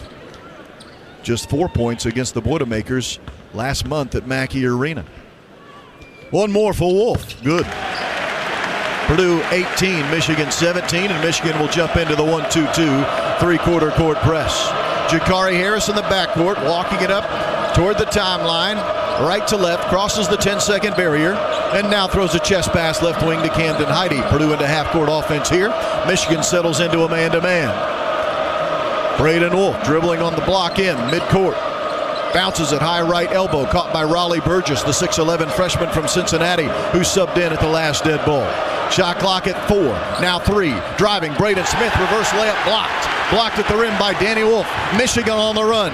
3 on the way from the right wing. It is up, no good. Roddy Gale Jr. a rebound, and he was fouled as he went back to the rim. Damari Burnett missed an open 3 from the right wing, but Roddy Gale Jr., the Ohio State transfer, was there for the rebound. Foul on Camden Heidi of the Boilermakers, his first until the foul, and to the foul line will go Roddy Gale Jr., who's an 80% foul shooter. Right there in transition, no block-out assignments on that weak side. Gale able to slide in and create this second opportunity, although he does miss the first free throw off the back iron. Roddy Gale Jr., 2 years at Ohio State, now playing at Michigan as a junior. He played well against Purdue in January, 11 points, 4 assists. As Vlad Golden subs back in for Michigan, replacing Danny Wolf. Second free throw on the way. This one is also no good. An 80% foul shooter, missing 2 foul shots there. Roddy Gale Jr. rebounded by the Boilermakers' Jakari Harris. 11:05 remaining, half number 1. Into the game for Purdue, Miles Colvin, the 6'5 sophomore from Indianapolis. Free throw line jumper good. Braden Smith dribbled to the free throw line. For some reason, Donaldson backed off. Braden Smith said, well, thank you very much. An open 15-footer. 7 points for Braden Smith. Purdue leads 20-17. 3 on the way for Golden. Top side. No good. Rebounded Miles Colvin of the Boilermakers. Golden, who had not attempted a 3 his entire career until this season at Michigan, misses one there. Here's a deep 3. Braden Smith, I beg your pardon, that was inside of the arc on the right side. It's a 2-point shot for Braden Smith. It all counts the same. Purdue's up 22-17. Just huge mid-range buckets here from Braden Smith. No Lawyer, no Kaufman run on the floor. Where's Purdue going to get its offense? Braden stepping up. Here's a 3 on the way for Cheddar. It is good. Will Cheddar, he is a 3-point specialist. 39% from 3, and he buries a 3 from straight away. Time is called because Purdue's Jakari Harris was lying on the floor as that play was taking place. Might have been injured, although he looks okay. He's going to walk to the Purdue bench, being replaced by C.J. Cox. He got hit by a pretty hard screen by Will Cheddar, had him rattled and fell out of the play, and that's twice now Purdue defenders kind of either fallen or got knocked out of the play, and it's led to 2 threes for the Wolverines. Well, no wonder Cheddar was so wide open. Yeah. Purdue 22, Michigan 20. Less than 10 minutes remaining in this first half. Braden Smith between the circles, dribbling the ball between his legs, right to left, now left to right. Working one-on-one in his defender. Stopping and shooting a floater. It is going to take a friendly bounce and go into the bucket. Braden Smith, a friendly roll on the road. Purdue's up 24-20. How about the Boilers? Just simply running isolation for Braden Smith, and he is cooking the Wolverines at the top of the key. 11 points in the game for Braden Smith. He averages 16 a contest. Vlad Golden, left elbow, working on Burgess. Purdue runs a double team at him, and he turned it over. He turned it over in the double team, stolen by Purdue's C.J. Cox. Purdue on the run, right to left. Heidi will attack the rim. Give it up at the last second to Burgess, but his shot was blocked from behind and lost out of bounds baseline left. Purdue keeps the possession. Burgess blocked from behind, trying to dunk the ball. Burgess leaves the game, replaced by Trey Kaufman-Renn. Who blocked that shot, Bob? I didn't see that cleanly. It looked like it was Donaldson from behind, but even Golden from the front. I think it was almost both a were tag there. team. You're right. Yeah, they double-teamed it. You're right. You do like the drive and dump off there by Camden Heidi, though, making that play in transition. Purdue's up 24-20. The ball out, baseline left to Colvin, baseline left jumper missing, and on a rebound, a foul on Michigan. Caleb First was trying to grab an offensive rebound. He couldn't get to the ball because he was being held by Damari Burnett. For Damari Burnett, that's his second foul. Michigan shooting 58% from the floor early in this game. No surprise. They're the 12th best field goal shooting team in the nation at 49%. Purdue's the 3rd best shooting team in the nation, 49.6%. The Boilermakers shoot from the floor. Even better in Big Ten play, Purdue's 50.6 in the Big Ten competition. Purdue with the ball here.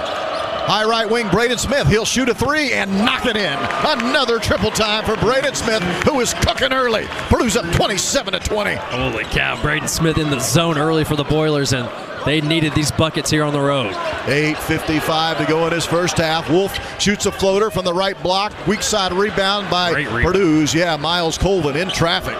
Wolf shot it strong, and there was Colvin on the weak side to gobble it up for the Boilermakers. Another 3 for Braden Smith. This one no good. Maybe a heat checker from the top of the key. Rebounded here by Jones and the Wolverines. 8:35 to play opening half. Michigan in white, Purdue in black. First place on the line in the Big Ten.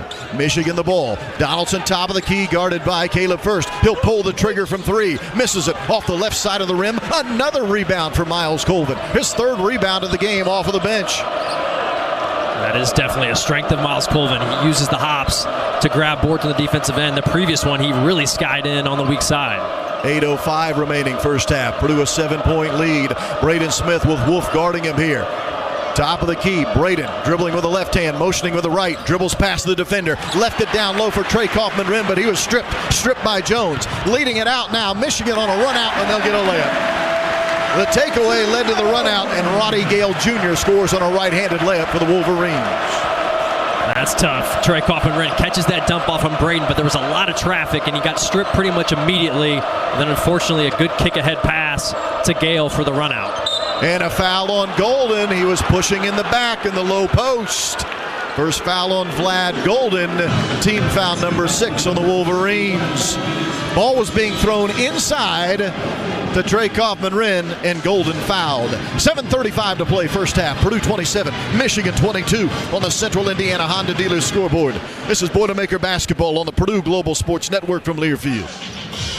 Franciscan Health is proud to be the official medical provider for Purdue Athletics. Does a sudden sports injury have you on the bench? We can assist. Franciscan Health sports medicine specialists have mastered a team approach to sports injuries. You'll have access to a network of orthopedic professionals, rehabilitation services, and highly advanced technologies and treatments to get you back out on the field. To learn more, visit franciscanhealth.org/sportsmedicine. We Boilermakers show our pride in a number of ways. From a Purdue flag flying high on game day to a black and gold tie worn to the office. That loyalty is built on precious memories, time-honored traditions, and lifelong friendships. It's everlasting, and it stays with you wherever you go. So whether you're at Mackey Arena, your hometown grocery store, or across the country, the pride is always there. And now with the Purdue Federal Visa Signature Card, you have one more way to show your pride. Purdue Federal, the official credit card for Purdue fans everywhere. Federally insured by NCUA. Purdue University. We're in the persistent pursuit of the next giant leap. We're developing solutions to today's toughest challenges and building a better world together. From our research labs in West Lafayette to new opportunities at Purdue University in Indianapolis. Together, we dare to go first and picture what's next in a first-of-its-kind short film, Boilers to Mars. Find out about our legacy and future in space at boilerstomars.com. Feeling the pressure to find Valentine's Day gifts they'll love? Then you gotta go to Kohl's. They have something for every Valentine. Go fun and unexpected with a Lego set. Go luxe with a Sephora fragrance. Go classic with a diamond necklace and more. Then get 15% off some of your gifts, or you can save with a Kohl's card. However you plan to celebrate, Kohl's has you covered with lots to love. Select styles. Coupons do not apply to Lego. Coupons and Kohl's Cash do not apply to Sephora. Offers end February 17th. Some exclusions apply. See store or Kohl's.com for details.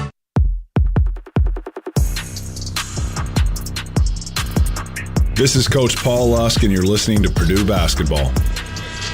Purdue 27, Michigan 22. 7:35 remains in the first half.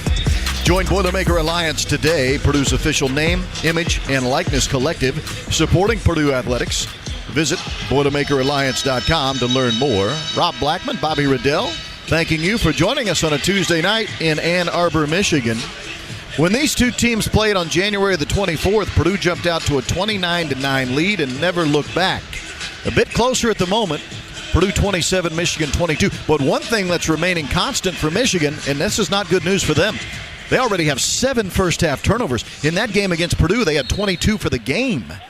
You're right. That has been another issue for them, once again cropping up against this Purdue team. Way too many turnovers. Purdue inbounding baseline left, giving the ball to Caleb First on the block, spinning and shooting with a left-handed hook shot. He missed it. He got his own rebound. His second opportunity is missed, but rebounded by Trey Kaufman-Renn, and then the ball was tipped out of bounds at the Michigan bench area on the far sideline. Purdue keeps the ball. 2 offensive rebounds on that possession alone for the Boilermakers. One by Caleb First, one by Trey Kaufman-Renn. And the Boilermakers have the ball in the front court to our left. Purdue 10 points off of those 7 Michigan turnovers. Braden Smith off a ball screen, left elbow from Trey Kaufman-Renn. Throws it to Trey now on the left block. He'll spin on the defender, and he's called for traveling. He was trying to spin to his right shoulder against Vlad Golden, and that's a traveling violation against Trey Kaufman-Renn, and that is Purdue's 3rd turnover of the game. Unfortunate not to come away with any points there. Like you say, Caleb First, a couple point-blank looks, and then Kaufman-Renn got that additional rebound. I thought he was maybe going to go up with it, ends up kicking it out, goes out of bounds, and then there you travel and you don't get another shot up on the rim. Michigan has subbed in 6'3" freshman Justin Pippen, the son of Scottie Pippen, the Chicago Bulls great. And here's a ball lost out of bounds by the Wolverines. They were driving to the bucket, they being Roddy Gale Jr., and it slipped out of his hands, out of bounds, baseline right. I think that will be another turnover for Michigan. Yeah, that'll be a turnover. Not a missed shot, simply a turnover. Michigan turns it over for the 8th time. And Roddy Gale thought he was in the NBA calling for a review. No review at the 6:41 mark of the first half. Braden Smith will dribble. He'll shoot an 8-footer, falling away right wing, and he'll miss, and a foul against the Boilermakers on a push-off. That was Purdue's Caleb First, trying to carve out space for a rebound. First foul on Caleb First. Purdue now has committed 5 team fouls. 5 team fouls on Purdue, 6 on Michigan. Caleb had been very active on the offensive boards earlier in this game. Right there, just gets caught with a little shove after Braden misses that little pull-up. Purdue 27, Michigan 22. Here's a 3 coming. Deep left wing, Roddy Gale Jr. missing. Weak side rebound for the Boilermakers, Braden Smith. Purdue ahead in the front court, right to left. Here they come, the Boilermakers with their 5-point lead on the road here against Michigan. Braden Smith between the circles, dribbling with the left hand, motioning with the right. Wants a screen from Trey Kaufman-Renn. Gets it at the left elbow. Now hesitates, dribbles underneath the basket. Tried to leave it down low for a teammate, but it was kicked out of bounds. That looked like it hit the left sneaker of Roddy Gale Jr. Out of bounds baseline left. Purdue inbounds there with 10 on the shot clock. Braden got himself in a little bit of a tough predicament as he went baseline, and Golden and Wolf were closing in. Tried to squeeze a bounce pass through a small gap to Caleb in the center of the lane, but it did to get deflected out of bounds. Fletcher Lawyer, the inbounder, throws to Trey Kaufman-Renn, catches on the right elbow. Now faces up, wants to drive on Golden, does, drive, shoot, scores. Bank shot from the right block. Kaufman went right at Vlad Golden. 8 points for Trey Kaufman-Renn. Purdue leading 29-22. Just great elevation there by Kaufman-Renn on that little floater off the backboard. Really good job using those angles. Danny Wolf wanted to shoot a 3 on the deep right wing, decided against it as Caleb First closed out on him. Now left side it goes to Jones. Back to Wolf, who throws it inside to Golden, who shot a left-handed hook shot. He missed, but Roddy Gale Jr. on the right side of the bucket is there to tip it in. A tip in for Roddy Gale Jr. makes it Purdue 29, Michigan 24. Braden Smith just mistimed his jump there as the ball hung on the rim a little longer than he thought, and that allowed Gale to get the putback. Two-man game here with Trey Kaufman-Renn and Braden Smith. Trey high right elbow extended, passes to Braden Smith. Dribbling to the right elbow himself. Will give to C.J. Cox. A 3 on the way. Good. A triple time. C.J. Cox from the right wing. For the moment, they're going to count it as a 3.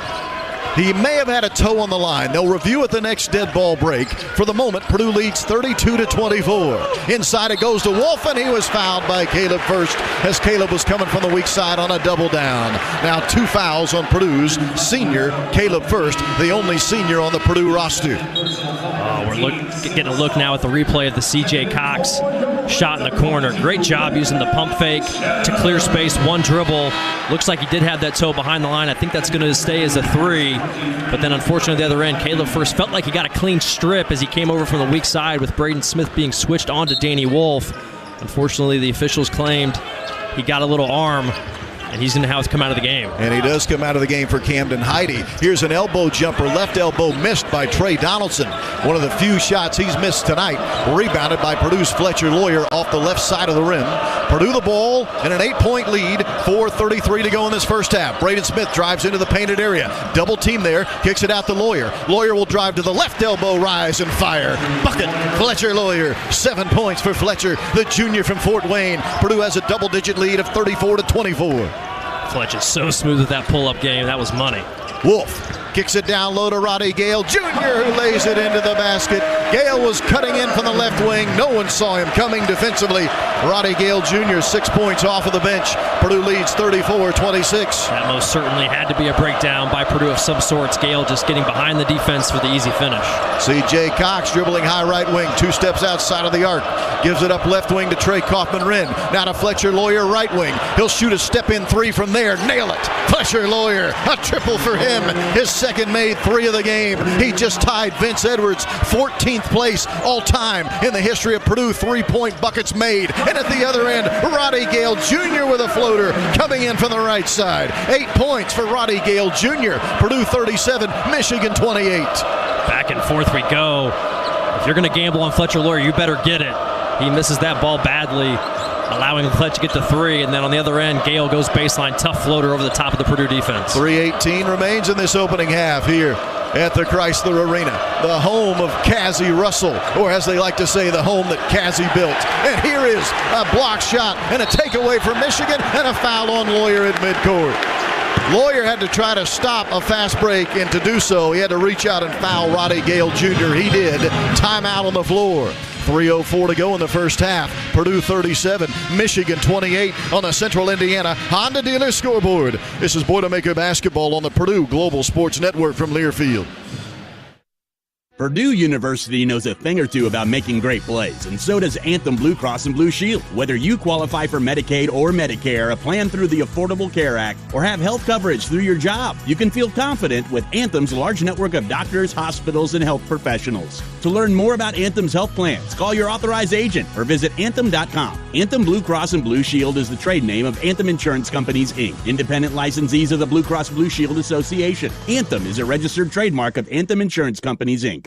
Hancock County, Indiana, located just 15 minutes from downtown Indianapolis near I-70 and I-465, is open for business. Learn why we are one of the fastest growing communities in Indiana. With access to available land, infrastructure, transportation, and a regional airport, join other national brands like Amazon, Carvana, and Walmart, and discover why we are the best kept secret in central Indiana. This message brought to you by the Hancock County Economic Development Council. Visit us at HancockEDC.com or at 317-477-7241. Boilermaker fans, did you know that Canon 4 helps leading-edge companies get out of the office printer and copying business? We're a legendary company with legendary people and a legendary platform that will help your business improve document workflow and increase business efficiencies. To learn more, visit canon4.com. That's CANNON, the number 4.com.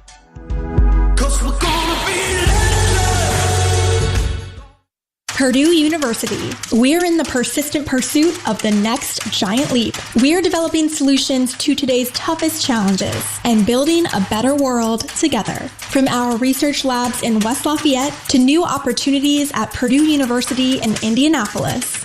Together, we dare to go first and picture what's next in a first-of-its-kind short film, Boilers to Mars. Find out about our legacy and future in space at boilerstomars.com.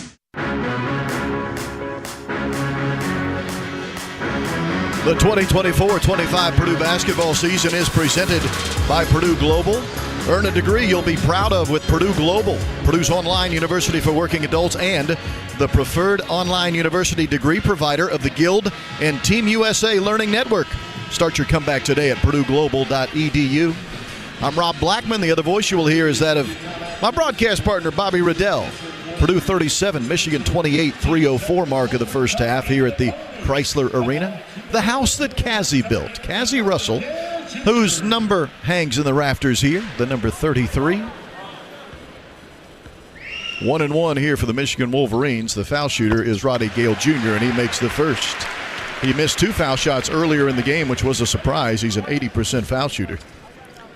9 points off the bench for Roddy Gale Jr., who just recently was moved to the bench. He had been in the starting lineup, and he made them both. Certainly didn't think he was going to bail us out with any more misses after missing 2 earlier. 17 fouls against the Boilermakers, 6 on Michigan. Purdue breaks the 1-2-2 press, and now Braden Smith puts the offense into motion right to left. Braden in the pink sneakers with his black uniform. Top of the key feed to Fletcher Lawyer. Dribbles once to the wing. Now gives it on the high right wing where it's caught by Trey Kaufman-Renn. Trying to back down Cheddar. Spins, and he'll be called for an offensive foul. He lowered the right shoulder. Cheddar fell back to the ground, and that's 2 fouls on Trey Kaufman-Renn for the offensive foul. Well, that hurts for a multitude of reasons, but Kaufman-Renn getting that second foul is really crucial, and then it looks like it was maybe even a hit to the head and neck area for Will Cheddar as Kaufman-Renn came through. Let's see, it's his shoulder that catches the chin of Cheddar. I feel like that's just a basketball play. I can't imagine that would be something that's not a common foul, but they're going to look at it here, and Trey's going to likely, with 2:37 to go, have to come out for the rest of the half. So a big turnover and a big second foul. Officials are taking a look at this one to see if this could be upgraded to a potential flagrant 1 as Trey lowered the right shoulder into the defender Cheddar. Cheddar went tumbling backwards, falling to the ground. Offensive foul called on Trey Kaufman-Renn. This is a big foul for a number of reasons. If it gets upgraded to a flagrant one, you're going to have 2 foul shots in the ball. Otherwise, this is just an offensive foul, and Michigan would take the ball out of bounds without the free throws coming, even though it's Purdue's 8th team foul. So that's why this is a big decision here. And I think we're just going to play on. We are. The unexpected happens every day. When it does, head to Kohl's and Kohl's.com for everything your family needs. Kohl's, where families come first. It's nice when common sense prevails, Rob. That's not always a given, my friend. It's not always the case. So you'll take it when you can get it. And Trey will go to the bench with 2 fouls. So now Purdue is going to play with Caleb First, who has 2 fouls himself, as Purdue's only big guy. Michigan the ball, Purdue the lead, 37-30. Purdue has out-rebounded Michigan 14-13. Deep 3 on the way. Burnett, left wing, in and out, no good. Long rebound in the corner, knocked out of bounds. Last touch by Michigan. The official hesitated for a moment. Heidi was battling Cheddar for a ball in the near corner, right in front of our vantage point. It appeared that both players had a fingernail on the ball, and the official says this is Purdue basketball. Although, boy, that's tough. We of course have the luxury of instant replay on our monitor. That was a close one. Actually, yeah, I think it was the right call. Cam hits it first with his left hand, but Cheddar's left hand, which is diving in there, then gets redirected off Cheddar's left hand. I think it's actually the right call. 2:10 to play, first half. L.J. Kaysen has subbed in, a freshman from Lakeland, Florida, from Michigan.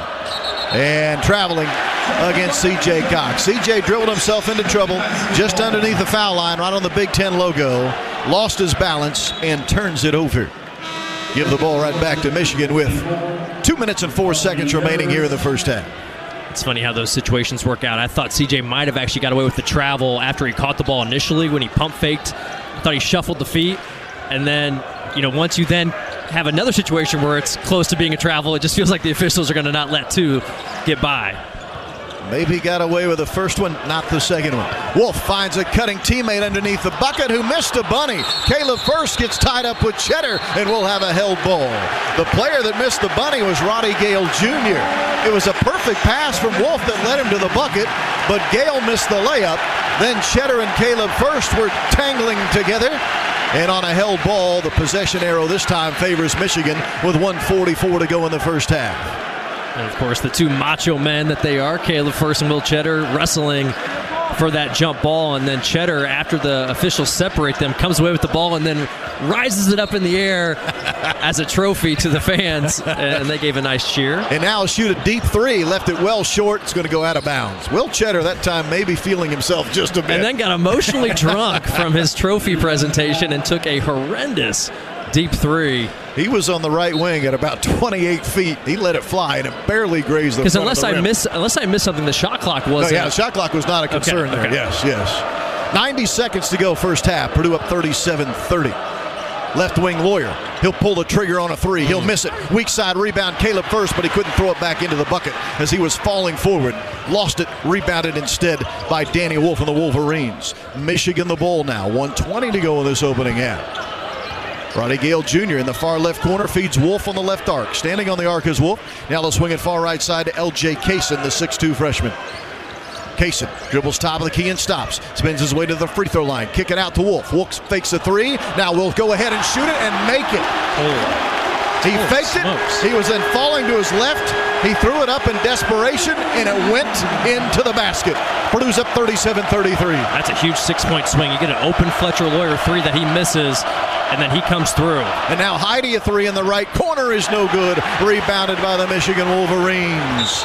And a foul in the backcourt on Jakari Harris as Roddy Gale Jr. was trying to push the ball quickly up the far sideline, left to right. Well, just a big swing here these last couple trips. Wolf hits a super tough contested 3 where I think he thought he got fouled by Heidi. They don't call it. He hits it after Fletch misses an open 3. And then a massive breakdown by Michigan, just leaving Camden Heidi wide open in front of their bench in the right corner. He leaves his 3 long. And then a foul in the backcourt, which is going to allow a 80% plus free throw shooter to go to the line. Roddy Gale for a 1-on-1. So just a tough stretch here as far as the end of this first half is going for Purdue. Roddy Gale Jr. 10 points in the game already off of the bench. He averages 10 points a contest. originally from Niagara Falls, New York.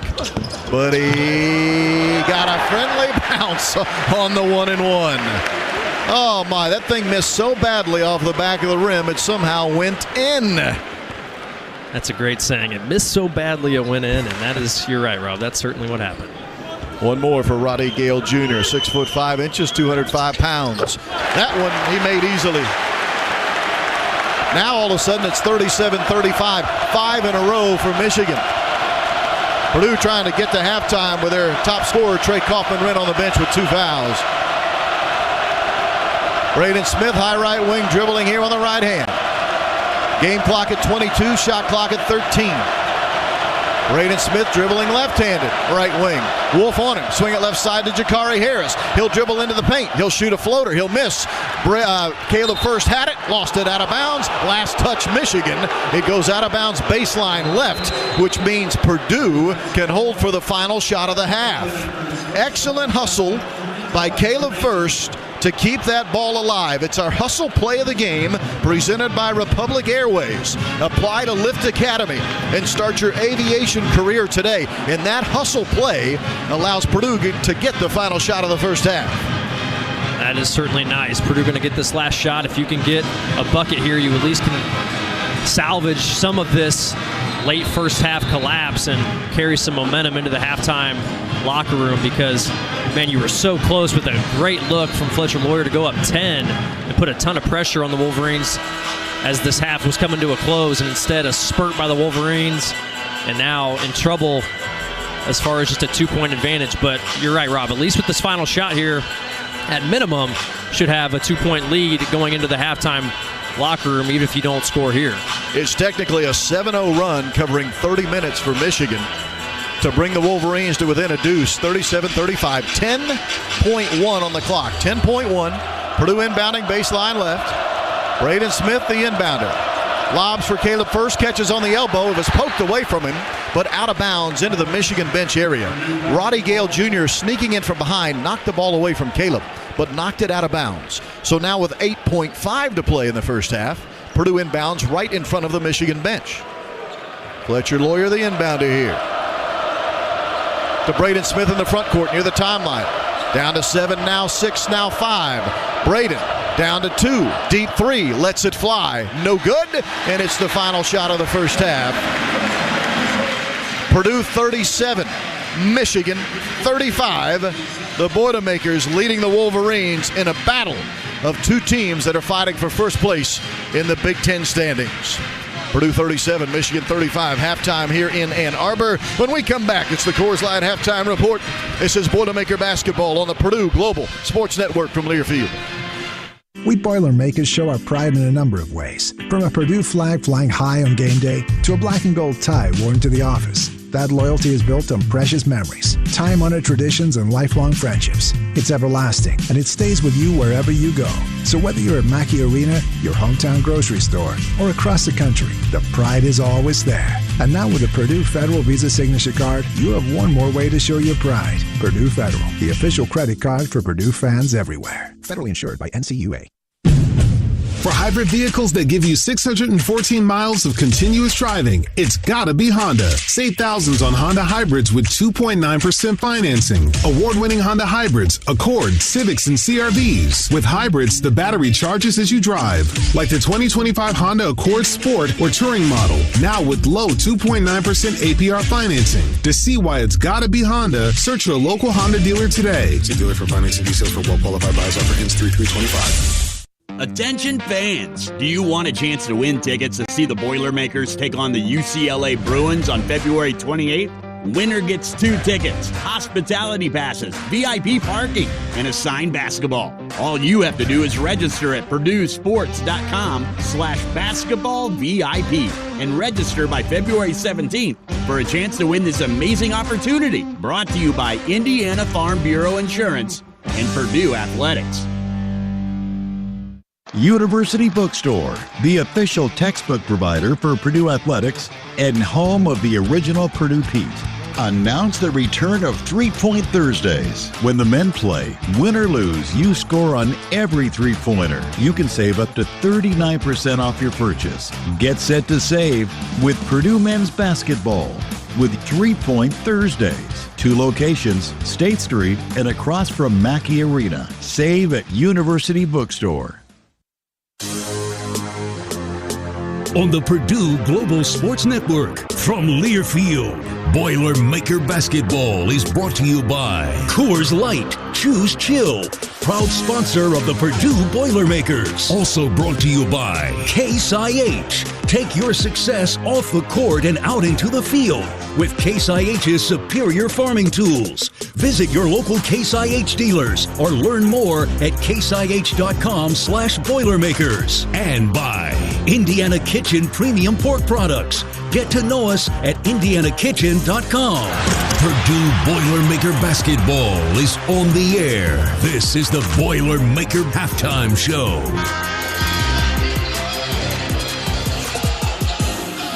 Purdue and Michigan. We have reached the halftime horn at Chrysler Arena. This is the Coors Light Halftime Report. Coors Light, mountain cold refreshment. Choose chill. Proud sponsor of the Purdue Boilermakers. Celebrate responsibly. Rob Blackman here with Bobby Riddell, where Purdue leads Michigan 37-35 at the half. The Boilermakers just 5 of 14 from the three-point line in the first half. That's 35.7%. But Purdue was just 15 of 37 inside of the arc. That's where Purdue had been really good as of late. We talked about it in the pregame show. Purdue had been 64% inside of the arc over the last 4 games. Michigan, meanwhile, was just 3 of 11 from the three-point line. And while they are a good field goal shooting team on average, they were 12 of 25, 48% were the Wolverines in the first half. A lot to dissect here, Bob Riddell. I'll start with this. Braden Smith and Trey Donaldson were having a little one-on-one battle early in this game. They were the 2 guys getting it done for Purdue. But it felt like when Trey Kaufman-Wren picked up that second foul with just under 5 minutes to go in the first half, momentum started to swing ever so slightly to the Michigan Wolverines. At that point, Purdue was leading 37-28. And then once Trey went to the bench, an 8-0 run by Michigan to close the half.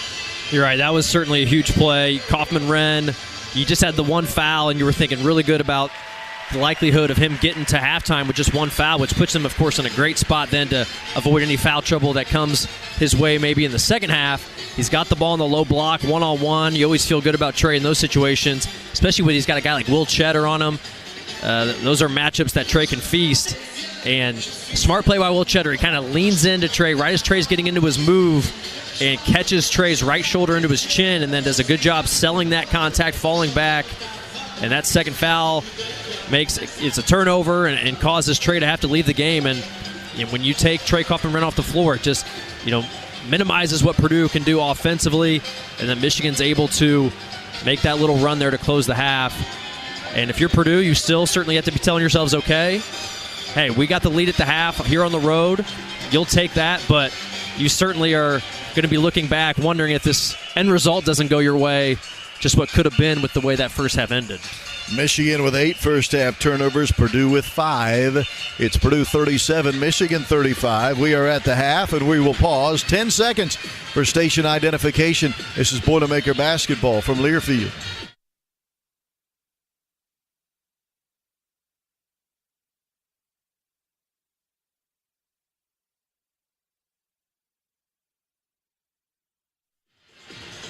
This is the Coors Light Halftime Report. Coors Light, mountain cold refreshment. Choose chill. Proud sponsor of the Purdue Boilermakers. Celebrate responsibly. Purdue 37, Michigan 35. The Coors Light Halftime Report returns after this with a look at the halftime statistics presented by Ruoff Home Mortgage. This is Boilermaker Basketball on the Purdue Global Sports Network from Learfield. U.S. Foods and the Purdue Boilermakers. What a recipe for success. Like Purdue, we both stand for quality and value. From our state-of-the-art Indianapolis-based distribution center, we at U.S. Foods are committed to meeting our customers' needs by providing all your quality food service and equipment products throughout all of Indiana and Northern Kentucky. It's what we do to bring guests into your business every day that makes the difference. Enjoy the game and remember, U.S. Foods, the official food service supplier of Purdue Athletics. Franciscan Health is proud to be the official medical provider for Purdue Athletics. Does a sudden sports injury have you on the bench? We can assist. Franciscan Health sports medicine specialists have mastered a team approach to sports injuries. You'll have access to a network of orthopedic professionals, rehabilitation services, and highly advanced technologies and treatments to get you back out on the field. To learn more, visit franciscanhealth.org/sportsmedicine. Coors Light presents To Chill or Not to Chill. When your friend skips your favorite song on the playlist. End the friendship. Or choose chill because that song lives rent-free in your head anyway. And you're planned ahead by bringing Coors Light to the party. And the sound of that ice-cold can cracking open was music to your ears already. Coors Light. Choose chill. Celebrate responsibly. 2024 Coors Brewing Company, Golden, Colorado. You work hard, and at First Farmers Bank and Trust, we work hard for you. Since 1885, we've committed to helping families, businesses, and communities thrive financially. From home to the office, to the field, to the arena. We value hard work and perseverance as much as you do. Experience banking built on heart and grit today. Learn more at ffbt.com. Member FDIC, Equal Opportunity Lender.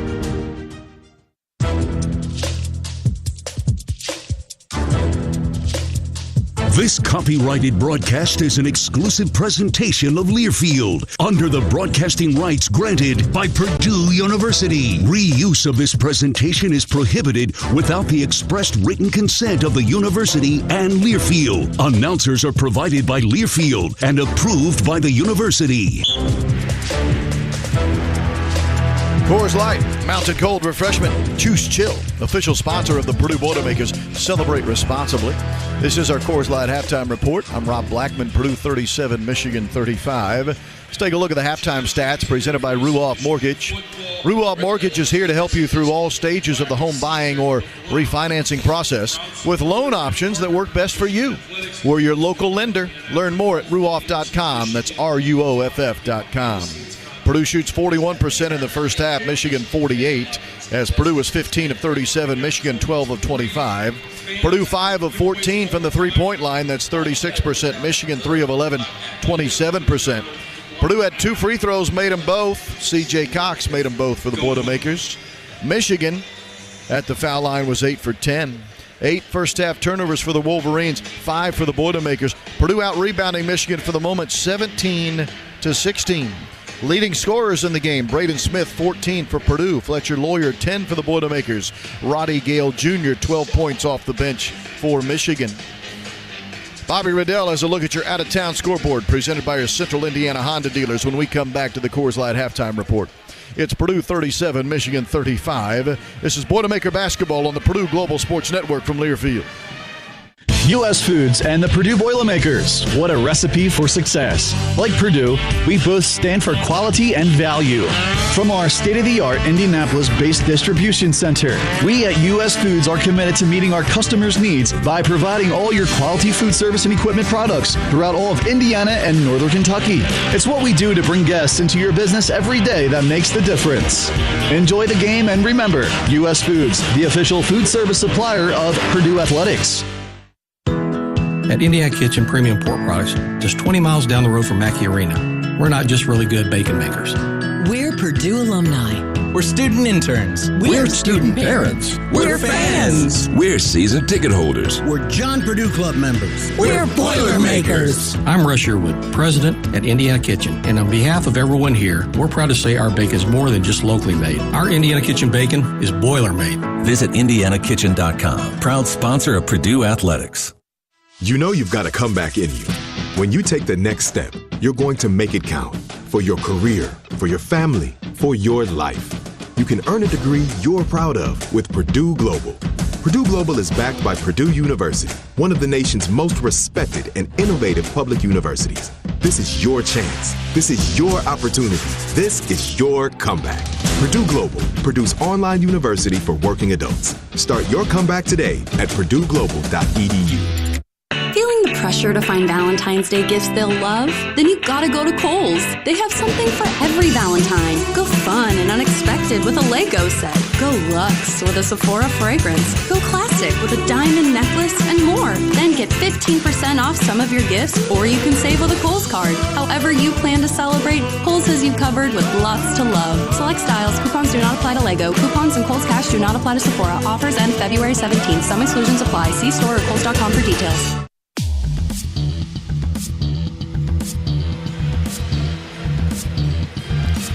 Welcome back to Chrysler Arena, where Purdue leads the Michigan Wolverines at the half on the road, 37-35. Time now to take a look at our out-of-town scores, and today's out-of-town scores are brought to you by your Central Indiana Honda dealers.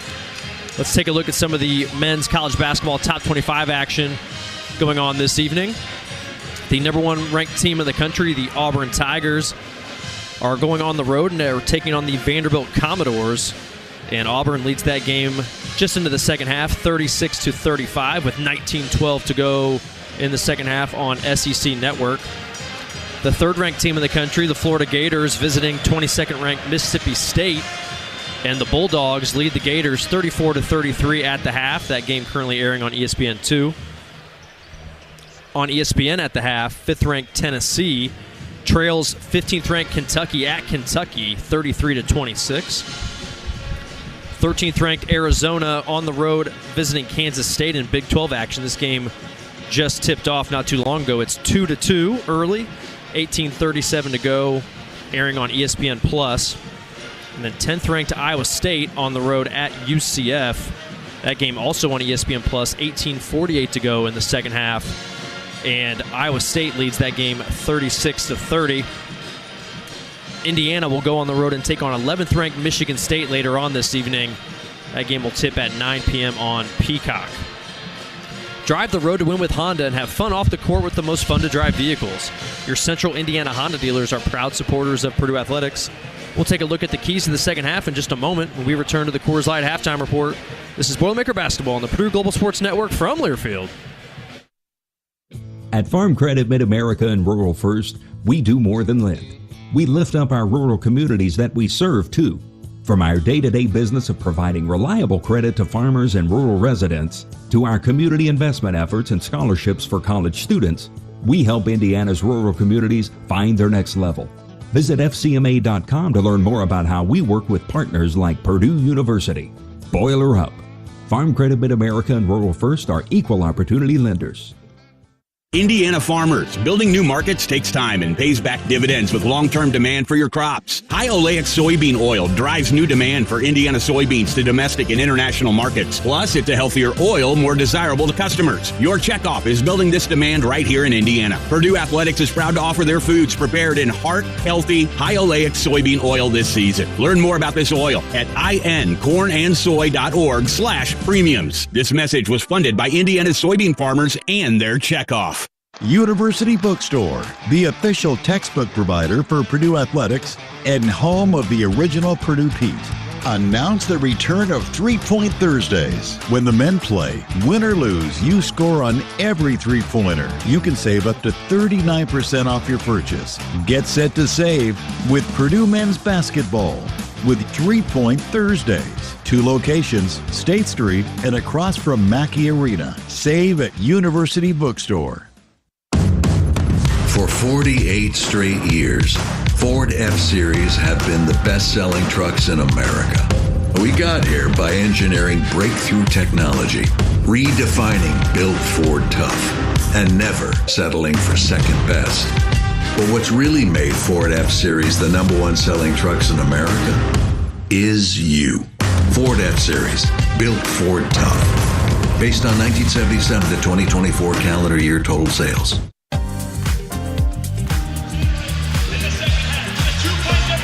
On January the 24th at Mackey Arena, Purdue led Michigan 51-26 at halftime. Much closer here in round 2, this time in Ann Arbor. Purdue leading Michigan 37-35. As we're ready to start the second half, Rob Blackman with Bobby Riddell, on-site audio engineer Wes Scott. Live tonight from the Chrysler Arena, the home of Michigan basketball. Purdue in their black traveling uniforms with the ball. Left to right as we're underway here in the second half. Left elbow extended catch for Caleb First. Throws it high, right elbow extended to Trey Kaufman-Renn. Now to Braden Smith, who throws it right back into Trey Kaufman-Renn. He's on the elbow, trying to dive in from that left elbow. Leaves it for Caleb First. Shot fakes, shoots a layup, scores. No, they're going to wipe off the bucket and call a traveling violation on Caleb First. Caleb can't believe it, and Matt Painter, the head coach of the Boilermakers, can't either. You're right. The coaching staff of the Boilers just can't believe with the contact Caleb took down there. They didn't get a whistle. Unfortunately, a travel is called. That would have been 2 points for Caleb First. Instead, Michigan basketball, Purdue turnover. Namari Burnett in the left corner holding the ball there, guarded closely by C.J. Cox. Cox and Lawyer with Smith, First, and Trey Kaufman-Renn in the second half here for the Boilermakers. Danny Wolf, perimeter left, ball above his head, throws to Golden. Step back, fall away, baseline jumper, no good from 10 feet away. Rebounded off the right side of the rim by Purdue's Caleb First. So both teams come up empty here to start the second half. Michigan in white, Purdue in black. Driving, Trey Kaufman-Renn, stopping in front of the basket as Golden cut him off. Now he'll step around Golden and score from the right side of the bucket. He just kind of tiptoed his way past Golden and scored the basket. You said it, Rob. Just a nice job staying patient, being able to finish there. Wolf tried to finish with a left-handed layup and missed at the rim. Rebounded weak side by Braden Smith. Purdue on the run, left to right. Braden right now orchestrating here. Works his way off the screen from Trey Kaufman-Renn, top of the key. Keeps coming. Leaves it down low for Caleb First. This time his layup good. No traveling called this time. Count the layup for Caleb First. That's just the second assist of the game for Braden Smith, but Purdue is leading 41-35. Braden Smith leads the Big Ten in assists per game at 8.8. Big 4-0 spurt here to start. Caleb squeezing that one in. Burnett a deep three, right wing, good for the Michigan Wolverines. Namari Burnett, his first scoring of the game. He shoots 49% from three here in this building. It's Purdue 41, Michigan 38. Just some slight miscommunication there on that side ball screen, leaving too much airspace for Burnett to dribble into that one. Braden Smith off a screen, top of the key from Trey Kaufman-Renn. Now, shovel pass to Trey Kaufman-Renn, floater good. 10 feet straight away. He bounced it in to TKR. 12 points for Trey Kaufman-Renn. Burnett a three, left corner, missed this one. Long rebound, tipped out and finally grabbed by Purdue's Braden Smith. Purdue has a 3-on-2 coming left to right. And it goes to Caleb First, and he was fouled as he went strong to the basket. Danny Wolf picks up his second foul, and to the charity stripe will go Purdue senior Caleb First. How about Caleb there running the floor extremely well, being able to beat Danny Wolf down the floor. Braden Smith drops off a sweet little bounce pass as Caleb is sprinting down that left free throw line. And then Caleb, I thought, was going to rock the rim with an and one there for a second. But Wolf, good job challenging and definitely hacked Caleb. Unable to finish through that contact, but he will get two. Caleb wears the black T-shirt under the black uniform. Left-handed shooter, made the first. Got a friendly bounce, did Caleb First, off the back of the rim, off the front of the rim and in. 3 points for Caleb First against a 5-point average, as Will Cheddar subs in for Vlad Golden. Golden, the leading scorer for Michigan on the season, just 2 points in this game. Second free throw is no good. This one misses long for Caleb First. Rebounded by the Wolverines. Purdue leading 44-38. 17:28 remaining. We are in Ann Arbor, Michigan, for a battle of the two teams at the top of the Big Ten standings. Purdue with a half-game lead over Michigan and Michigan State to start the evening. Donaldson dribbling perimeter right arc, guarded by Trey Kaufman-Renn. He got the switch he wanted. Can Donaldson make it work? Dribbles in, crossover, short floater is missed, but rebounded by Michigan. Cheddar a three on the way. It's no good, and rebounded by Braden Smith. Purdue got lucky there. That was a wide open look for Will Cheddar. He normally doesn't miss when he's wide open. Purdue with the ball here, left to right against this Michigan man-to-man defense. Purdue 44, Michigan 38, 16:45 remaining. Braden Smith, chest pass to the far left arc, caught by C.J. Cox in the triple threat. Now here he comes, leaves it down low for Trey Kaufman-Renn. Back to C.J. Cox, falling away and knocking in an 8-footer. Nice little two-man game there between Trey Kaufman-Renn and C.J. Cox. And Purdue's up 46-38. I don't know if Trey meant to pass it to him, but he did. Here's a deep three for Cheddar. This one's no good from the right wing. Rebounded by Trey Kaufman-Renn. Purdue on the run. C.J. Cox downloaded. Caleb First. Shot blocked at the rim. Caleb got it back. Cheddar blocked it. Caleb First keeps the possession. Purdue still has the ball here. Driving in, Braden Smith. Kicks to Lawyer. Lawyer on the right elbow. Stopping. Throws to Caleb First on the block. Left block, that is. To Cox with a contested three. Air ball. Air ball rebounded by Danny Wolf of Michigan. Wolf, step back three in transition. Air ball. Purdue says thank you very much. On a Central Indiana Honda dealer scoreboard, Purdue 46, Michigan 38. Timeout on the floor, 15:49 remains. This is Boilermaker Basketball on the Purdue Global Sports Network from Learfield. Why choose a Sleep Number smart bed? Can I make my side softer? Can I make my side firmer? Can we sleep cooler? Sleep Number does that. Cools up to 8 times faster and lets you choose your ideal comfort on either side. Your Sleep Number setting. And now it's our lowest price of the season on our top-selling i8 smart bed. Your best savings, plus free home delivery with any base. Exclusively at a Sleep Number store near you. All Sleep Number smart beds offer temperature solutions for your best sleep. Learn more at sleepnumber.com. This is your moment, your time to shine, your comeback. You're ready for the next step in your career, and you want an education employers respect. So you're not just going back to school, you're coming back with Purdue Global.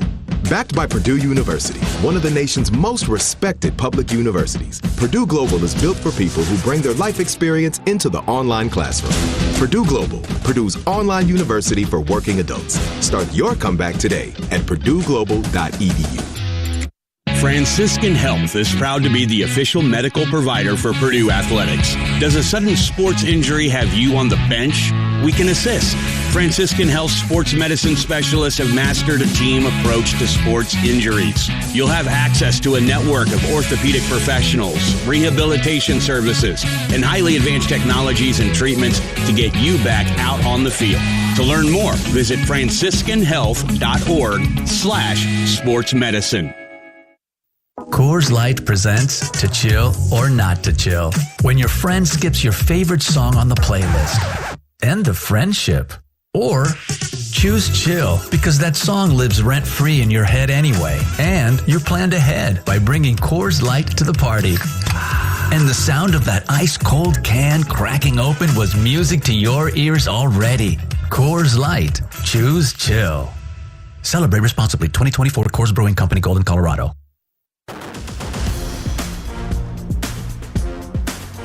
This is Jace Rail, and you're listening to Purdue Basketball. Purdue fans win a prize pack with tickets to the UCLA game coming up February 28th at Mackey Arena. Go to PurdueSports.com/basketballVIP and register by February 19th. That's coming up, fans, February 19th. Brought to you by Indiana Farm Bureau Insurance and Purdue Athletics. Michigan 8 turnovers, Purdue 6. That's significant.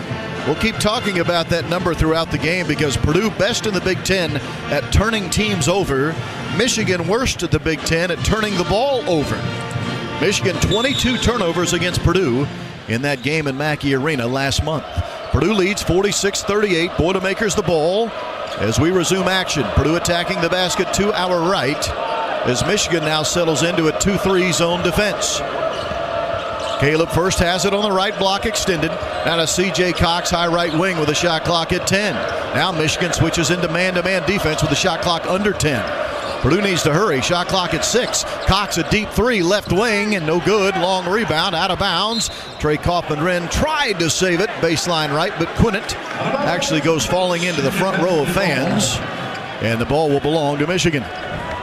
Well, you hate not being able to come away with a bucket there. A tough C.J. Cox contested three late, but at least that ball goes out of bounds. Yeah. Get a chance to set your defense because a lot of times those late clock contested threes lead to runouts the other way. Purdue has out-rebounded Michigan to this point, 24-20. 15:05 remains in a game. Roddy Gale Jr. will drive and had it blocked. Blocked from the right side. Shot. Trey Kaufman-Renn. Purdue rarely blocks shots this season, but they got one there. Purdue with the drive here. Fletcher Lawyer was hammered as he was driving to the bucket with a left hand, and he'll go to the foul line. Fouls on Reuben Jones, his first. Yeah, if you don't know, Purdue fans, if you haven't followed the team closely this year, Purdue's team leader in blocks has 7. That's why I went ballistic, like we got a dunk or something. Last year, it was 85 for Zach Edey. 85 blocks. By the way, that was not a shooting foul, surprisingly enough. Purdue inbounds the ball on the baseline to Trey Kaufman-Renn, who spins on Wolf and connects on a right-handed layup. Boy, there was a lot of contact there, but Trey Kaufman-Renn said no problem. He scores again. TKR with 16 points. Purdue's up 48-38. That's just so good getting to your spot by TKR. Reuben Jones to the high right wing. Throws it right corner where it's caught by Danny Wolf. He flexes on Fletcher Lawyer. Swing it to the right wing for an open three for Michigan. This one is long. Rebounded Trey Kaufman-Renn. Roddy Gale Jr. misses the three-point opportunity. He was wide open on the right wing. Purdue a 10-point lead, trying to add to it with 14-10 remaining in the game. Braden Smith, pink sneakers, black t-shirt underneath the black uniform. Wants to get a screen. Top of the key instead, chest pass, left side, C.J. Cox. Further left wing to Fletcher Lawyer. Lawyer bounces it left wing extended. Caught by Trey Kaufman-Renn. Now to C.J. Cox. Steps in for an 18-footer. It is long. Tipped out of bounds. What are we going to have here? A foul. It looks like a foul on Purdue trying to rebound. Trey Kaufman-Renn, his third foul as he was trying to carve out space for an offensive rebound. That's a big foul on Trey Kaufman-Renn. Trey in double-digit scoring in this game. He's been in double-figure scoring every game this season. But as he and Danny Wolf were battling for a rebound, Trey Kaufman-Renn was tagged with his third personal foul with 13:51 remaining. Just a huge call there to have that third foul on Trey Kaufman-Renn. This is what happened in the first half, Bob. You'll remember, Purdue got up double digits. Trey Kaufman-Renn picked up that second foul, and then all of a sudden that double-digit lead evaporated quickly. No doubt. We saw when Trey subbed out the first time, Braden Smith went on a little heater. Wouldn't mind seeing Braden doing that again because you're right. The end of the first half with Trey off the floor did not go well for Purdue. 13:40 remains. Trey Donaldson dribbling left wing. Trey, by the way, replaced by Raleigh Burgess. Driving in. Wolf in a left-handed layup. Nice take there. Danny Wolf driving in from the right wing. Made a left-handed layup in front of the basket. Purdue leads 48-40. That shows off Wolf's skill. He's able to blow by Jakari Harris on a closeout, going to his left, and then finish with the left hand over the top of first. And remember, he's 7 feet, 250 pounds. Here's a baseline jumper missed by Braden Smith. Puts Michigan into transition. Roddy Gale Jr., however, missed a right-handed reverse layup. And then Purdue fouls, trying to get a defensive rebound. Let's see who this one will go against. It will be Caleb First. Now he has 3 fouls. So both of Purdue's starting big men now with 3 personal fouls. Purdue leading 48-40, but in some foul trouble with 13:11 remaining.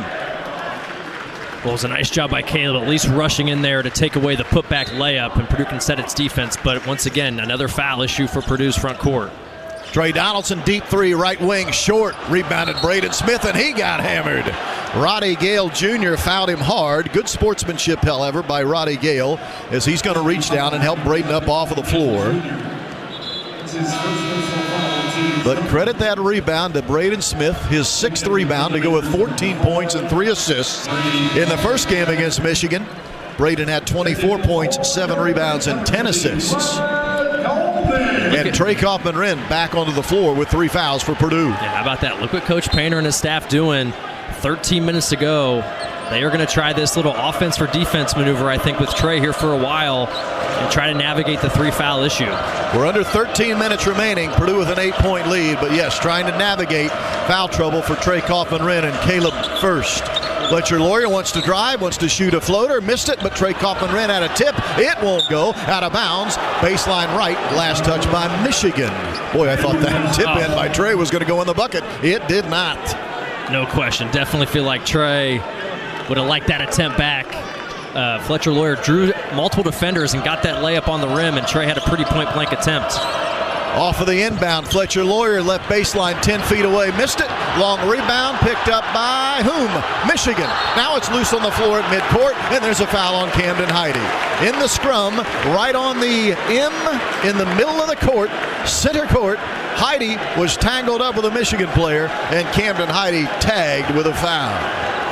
That loose ball was just kind of bouncing around.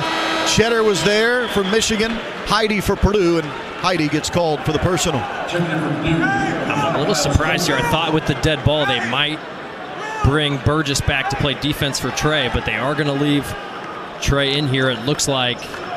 and just bring Miles in for Jakari. But unfortunately, it looked like Purdue was maybe going to get that loose ball, but we were able to see Trey actively pull away a little bit from that loose ball there at the end because he didn't want to get a loose ball foul.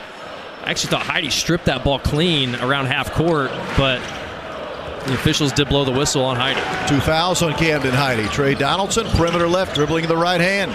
Swinging to the right side, Roddy Gale Jr. wants to lob into Golden. Hook shot from the right side, misses. Cheddar rebounds and scores. Offensive rebound putback for Will Cheddar. 5 points in the game for Cheddar. Purdue 48, Michigan 42. And that can happen from time to time. Camden Heidi caught in that baseline double no man's land where he wasn't doubling, but he wasn't close enough to Cheddar to box out, and he was caught stuck under the rim, allowed Cheddar an easy putback. And now Purdue turns it over.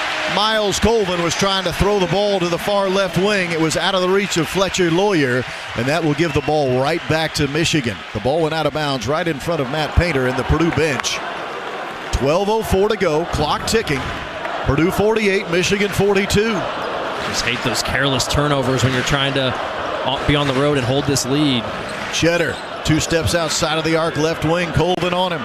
Cheddar's dribbling with the right hand, goes to the top of the key. Now a lob inside for Golden. Catches and lost it out of bounds. Last touch by Purdue. Baseline left. 11:45 remains in the game. Purdue 48, Michigan 42 on the Central Indiana Honda dealer scoreboard. As we take a break, this is Boilermaker Basketball on the Purdue Global Sports Network from Learfield.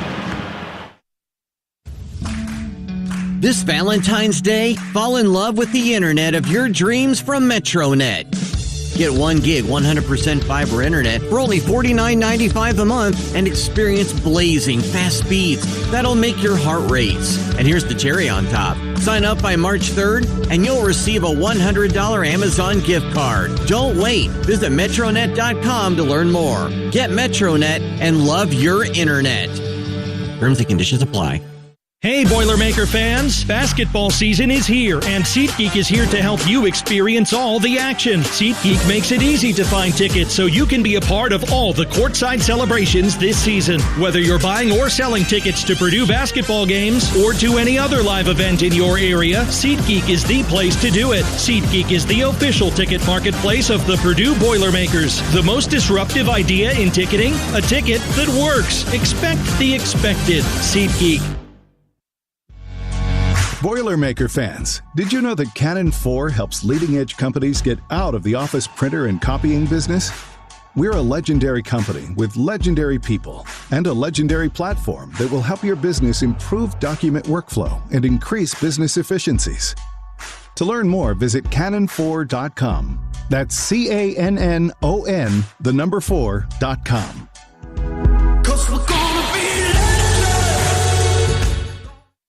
U.S. Foods and the Purdue Boilermakers. What a recipe for success. Like Purdue, we both stand for quality and value. From our state-of-the-art Indianapolis-based distribution center, we at U.S. Foods are committed to meeting our customers' needs by providing all your quality food service and equipment products throughout all of Indiana and Northern Kentucky. It's what we do to bring guests into your business every day that makes the difference. Enjoy the game and remember, U.S. Foods, the official food service supplier of Purdue Athletics.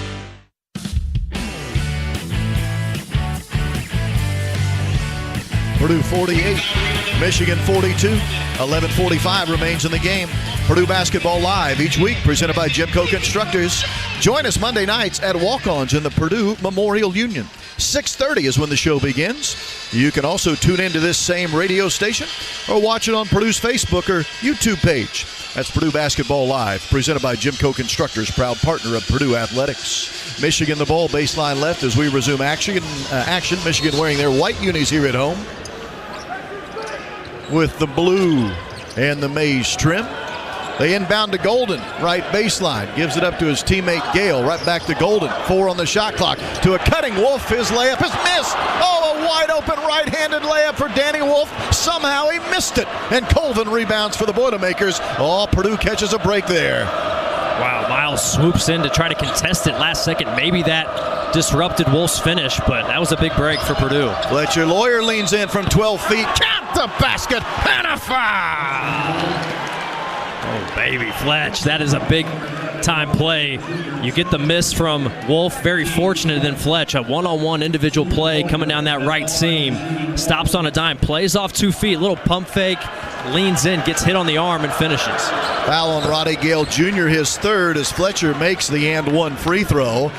Boilermakers at the line there for an and one. Purdue's Degree Plus gives students the chance to earn a Bachelor of Science and one from the College of Liberal Arts, both in 4 years. Check out the Liberal Arts Degree Plus and see if and one is right for you. Purdue's up 51-42 thanks to the and one from Fletcher Lawyer. 11 minutes remaining in the game here in Ann Arbor. Roddy Gale Jr. tried to step through a double team and was fouled by Raleigh Burgess, the Purdue freshman out of Cincinnati. Pretty good defense by Purdue there. I thought we might get a travel call, but there was some contact as Gale was trying to step through that double team. You just can't let him split you. First foul on Burgess. That's 4 team fouls against Purdue in this second half. As Wolf drives, misses a left-handed layup, and a foul by Purdue's Miles Colvin, who was fighting hard for a weak side rebound. I think he fouled Golden as he was trying to come away with that board. Golden at 7'1", Colvin at 6'5". Oh, I just saw the replay. That's a tough one if they're going to call it on Colvin. It looks like Colvin high points that rebound attempt and knocks it free out of Golden's hands. And they're giving Golden 2 foul shots here, really. Foul shot good for Vlad Golden, 74% foul shooter. I thought that was on the rebound and not the shooting attempt there off of the board. I would agree. I don't know if you could say that he had control to be able to call it a shooting foul. I mean, he would have been a tip, but that's definitely a tough sequence there to not only call a foul in general, but you're right, even call it a shooting foul. Vlad Golden over 1,500 points in his career. Missed the second foul shot. Camden Heide the rebound for Purdue. So 3 points for Vlad Golden, the transfer from FAU, Florida Atlantic. Florida Atlantic, you'll remember, in the Final Four in 2023. Coached by Dusty May, now the head coach of the Wolverines. Purdue the ball here. Trey Kaufman-Wren, free throw line extended, faces up on Golden. He'll shoot the 15-footer. He'll miss. Rebounded by Miles Colvin. And then Miles had it stolen.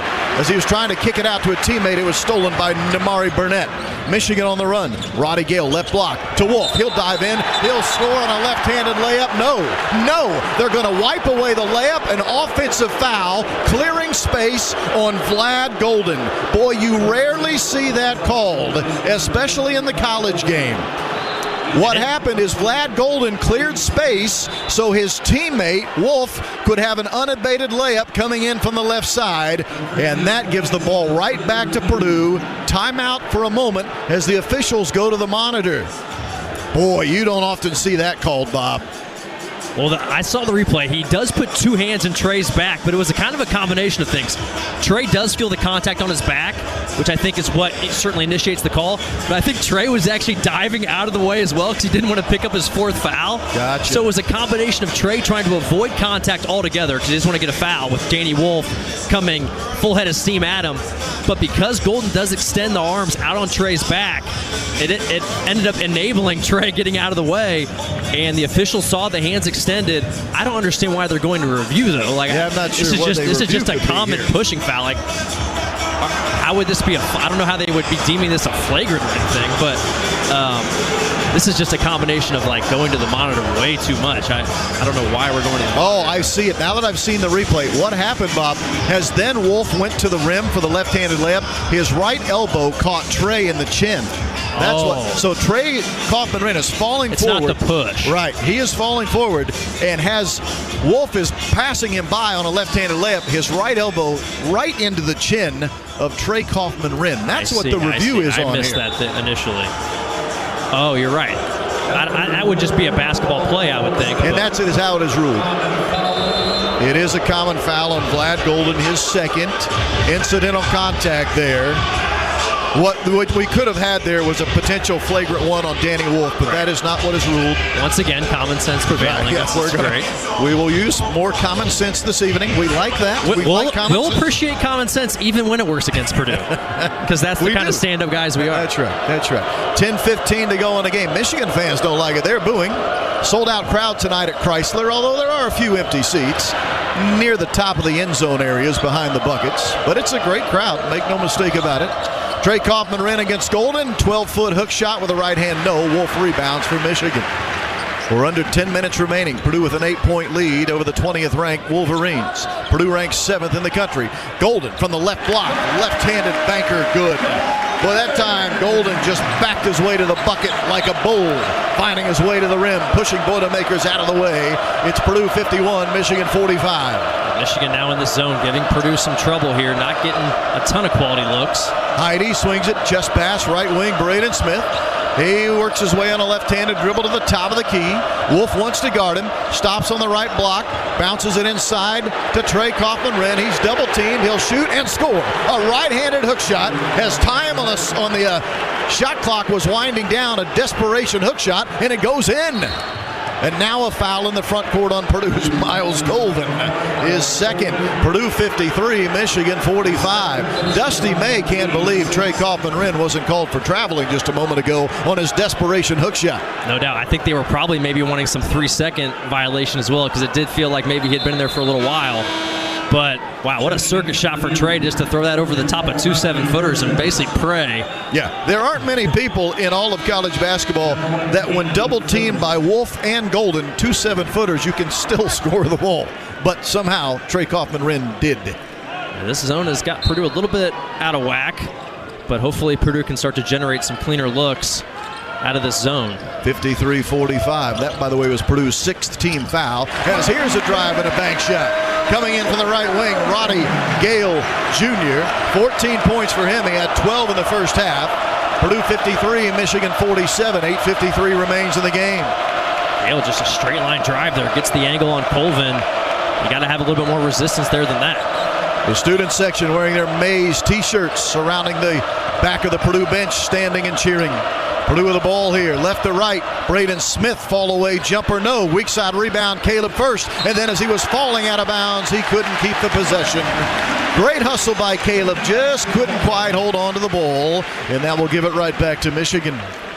Braden got a pretty clean look on the fadeaway away from Wolf that he's so good at making. But you're right, like Caleb first, good job carving in space there to get that rebound on the left side, but then just a little bit of butterfingers as that ball slip out of bounds. Caleb had 10 rebounds Friday night against USC. Case in a deep three, no good. Rebounded Gale left corner. Now into the right corner for a Burnett three, and he will not miss. Offensive rebound leads to a three-point bucket, Namari Burnett. And now it's Purdue 53, Michigan 50 with 8 minutes remaining. A missed box out there on Roddy Gale from Purdue, and that's going to lead to the second chance opportunity, and Burnett really makes Purdue pay there with that corner three. Braden Smith off a screen from Burgess on the right arc. Top of the key, Colvin, ball above his head, now dribbles once, picks up the dribble, needs help, finds Lawyer. 8 on the shot clock. Lawyer will drive, stop, lean in, and he was fouled by Danny Wolf as he leaned into him. 3 fouls on Danny Wolf.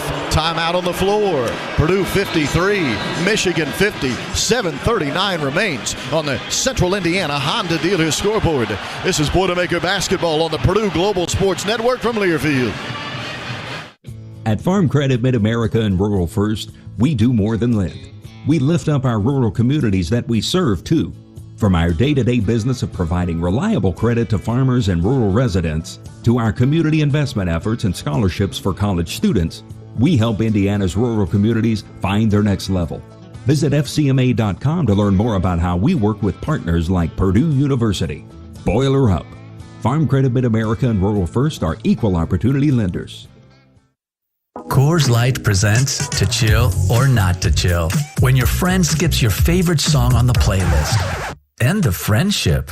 Or choose chill because that song lives rent-free in your head anyway. And you're planned ahead by bringing Coors Light to the party. And the sound of that ice-cold can cracking open was music to your ears already. Coors Light. Choose chill. Celebrate responsibly. 2024 Coors Brewing Company, Golden, Colorado. Every game starts before the season begins. From preparation to training, countless factors help turn the tide. Boilermakers players and fans know this, and so does Case IH. We're committed to providing powerful, reliable equipment for every field challenge, from planting through harvest and beyond, to help win the game before it even starts. Check out our roster of rugged tools and equipment by visiting your local Case IH dealer or go to caseih.com/Boilermakers. For 48 straight years, Ford F-Series have been the best-selling trucks in America. We got here by engineering breakthrough technology, redefining Built Ford Tough, and never settling for second best. But what's really made Ford F-Series the #1 selling trucks in America is you. Ford F-Series, Built Ford Tough. Based on 1977 to 2024 calendar year total sales. This is Josh First, and this is Purdue Basketball. Looking to buy, sell, or build a home, but don't know where to start? Call trusted agents at True Blood Real Estate, the official real estate partner of Purdue Athletics. Here at the Chrysler Arena, Purdue 53, Michigan 50. 7:39 remains in the game. Fletcher Lawyer will be at the foul line for Purdue when we resume action. Both teams now with 6 team fouls committed in this second half. This is the 9th time Purdue and Michigan have played at Chrysler Arena when both teams were ranked. Right now, Purdue number 7, Michigan number 20. As Fletcher Lawyer makes the first foul shot. He is an 85% foul shooter. Of the previous 8 meetings, 4 wins for Purdue, 4 for Michigan. And Fletcher Lawyer makes both foul shots. How about this, Rob? Braden Smith, scoreless here in the second half. Hasn't scored since around the 8-minute mark of the first half. He had 14 points at that 8-minute mark, and as my partner mentioned, has not found the hoop since. Purdue's up 5, and on a drive, C.J. Cox will be called for a foul on the driving L.J. Kaysen. Kaysen, the freshman from Lakeland, Florida, is headed to the foul line. And even though he's a freshman who doesn't play a bunch, he's an excellent foul shooter. 15 of 16 this year. He's only missed 1 foul shot. He's got a critical one-on-one here. And the first one is good. First scoring of the game for L.J. Kaysen. Originally had committed to Florida Atlantic. And then when Dusty May said, I'm moving to Michigan, L.J. Kaysen said, I'll join you, coach. Kaysen wears number 2 on the white jersey. Dribbles once, shoots, makes it. 2 points for Kaysen. Purdue 55, Michigan 52, and the crowd is alive here in the Chrysler Arena. Michigan back to that 2-3 zone. Top of the key catch for Trey Kaufman-Renn. Now swing it left side. This is Cox. Right side it goes to Braden Smith. He'll shoot from 15. Right elbow. No. He remains scoreless in the second half. Rebounded by Danny Wolf of the Michigan Wolverines. 7 minutes remaining. Burnett, an open 3 from the left wing. No good. It's long. Rebounded on the weak side there by Caleb First. That would have tied the game. A good look for Burnett, but he missed it. 6:50 to go. Purdue, the 3-point advantage. Braden Smith. 2. Trey Kaufman-Renn, floater, in and out, no good. 6 feet away, front of the rim. That one wouldn't stay down. All of a sudden, Purdue can't make a basket. Michigan the ball, left block to Golden, double team, steps through the double team, count the basket, and a foul. Wow, Purdue not happy, feeling like Golden to get through the double team had to clear space with his off arm.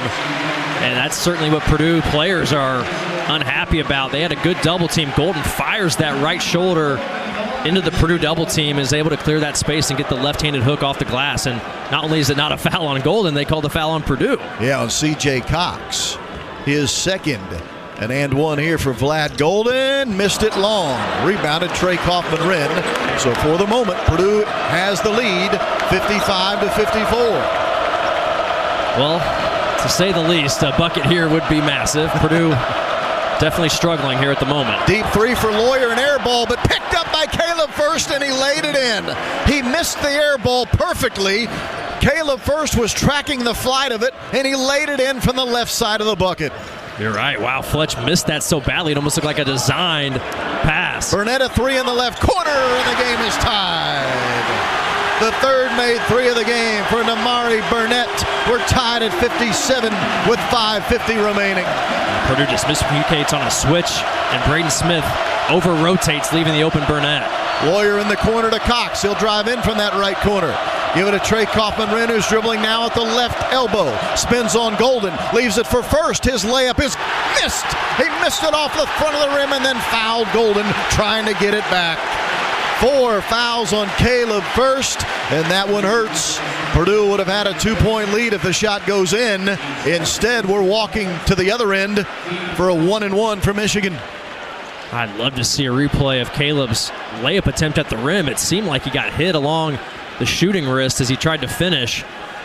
Let's see here. Yeah, Caleb gets hit by Danny Wolf on that left wrist. No call. And then Caleb, I think a frustration foul after not getting the call on his finish attempt. Overdoes it certainly on the rebound and definitely commits that foul on Golden. 1-and-1 for Golden. This could give Michigan the lead. 5:34 to go in the game. He made it. 8 points in a game for Vlad Golden against a 15-point average. Vlad Golden, 6th best in the country, 64.7% field goal percentage. Right now he's trying to knock down a second free throw, and he does. Michigan up 59-57. Crowd alive here in Ann Arbor. We got to give a lot of credit to this matchup zone that Michigan has gone to. It's definitely stalled this Purdue offense. And it's been a huge part of why Michigan's been able to come back in this game. Braden Smith drives, gives to Trey Kaufman-Renn. He comes in from the middle of the paint and lays it in with the right hand. The game is tied at 59. That time Braden Smith just created by getting himself into the teeth of the defense. 5:05 to go in the game. Wolf into Golden and stolen from the weak side. Fletcher Lawyer came streaking in from the weak side. Golden never saw him coming, and a steal for the Boilermakers. Purdue with the ball, under 5 minutes remaining. Braden Smith at the right block, rises, fires, scores. Braden Smith, his first scoring in the second half. 16 points for him. Purdue up 61-59, and Dusty May and Michigan will take a timeout. 4:44 remaining. Purdue with a 2-point lead over the Michigan Wolverines. It's the Central Indiana Honda Dealer scoreboard, and this is Boilermaker Basketball on the Purdue Global Sports Network from Learfield. You know you've got a comeback in you. When you take the next step, you're going to make it count. For your career, for your family, for your life. You can earn a degree you're proud of with Purdue Global. Purdue Global is backed by Purdue University, one of the nation's most respected and innovative public universities. This is your chance. This is your opportunity. This is your comeback. Purdue Global, Purdue's online university for working adults. Start your comeback today at purdueglobal.edu. Talking on the phone is difficult if you've been exposed to loud noises over time. Combat veterans, factory workers, farmers, gun and motorcycle enthusiasts can have trouble hearing on the telephone. Relay Indiana helps return clarity to your phone conversations. Relay Indiana also provides free loaned equipment to those who qualify. Get the CapTel Caption telephone from Relay Indiana. Visit RelayIndiana.com now. This is Camden Heidi from Purdue Men's Basketball for my friends at the Halderman Companies, proud supporters of Purdue University. The Halderman team understands the importance of teamwork, execution, and tremendous effort required for us to succeed on the court and provide the same to their clients. Their team includes farm managers, appraisers, and real estate brokers with experience, knowledge, and professionalism to help you accomplish your farm goals. If it has anything to do with the business of farming, Halderman can help. Visit halderman.com today to learn more. We know to contact Indiana 811 at least 2 working days before every dig.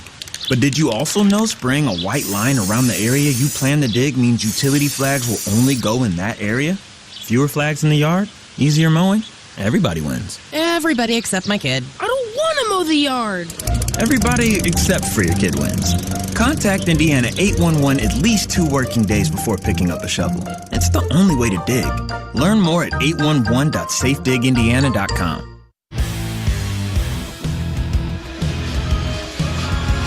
Purdue 61, Michigan 59.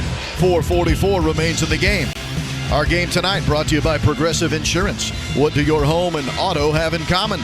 They're yours, and Progressive protects them both. Bundled today at Progressive.com. Well, this is what you would expect between two teams that are fighting for first place atop the Big Ten standings. A 2-point game with 4:44 remaining. Purdue shooting just 29% from three tonight. Michigan just 28% from three. And here we are, a 2-point Purdue lead. You said it, though, Rob. A battle like this for the top of the Big Ten standings, a close game, is certainly what many of these fans would have wanted, and we're going to have a crunch time affair coming down the stretch. This building seats 12,707. A sellout crowd tonight, and a steal. A steal by Fletcher Lawyer on the inbounds play for Michigan. Somehow the ball squirted right out of the hands of Roddy Gale Jr. The steal for Lawyer, and at the other end, Trey Kaufman-Renn scores with the right hand from the left side of the basket. Purdue's up 4. And you love what Purdue's done these last 3 possessions, just attacking this zone right to the rim. Kaufman-Renn, great footwork there. Wolf dribbling in, left side, layup good, and a foul. Danny Wolf with a shot fake from the left arc. Put it on the floor, went strong to the bucket.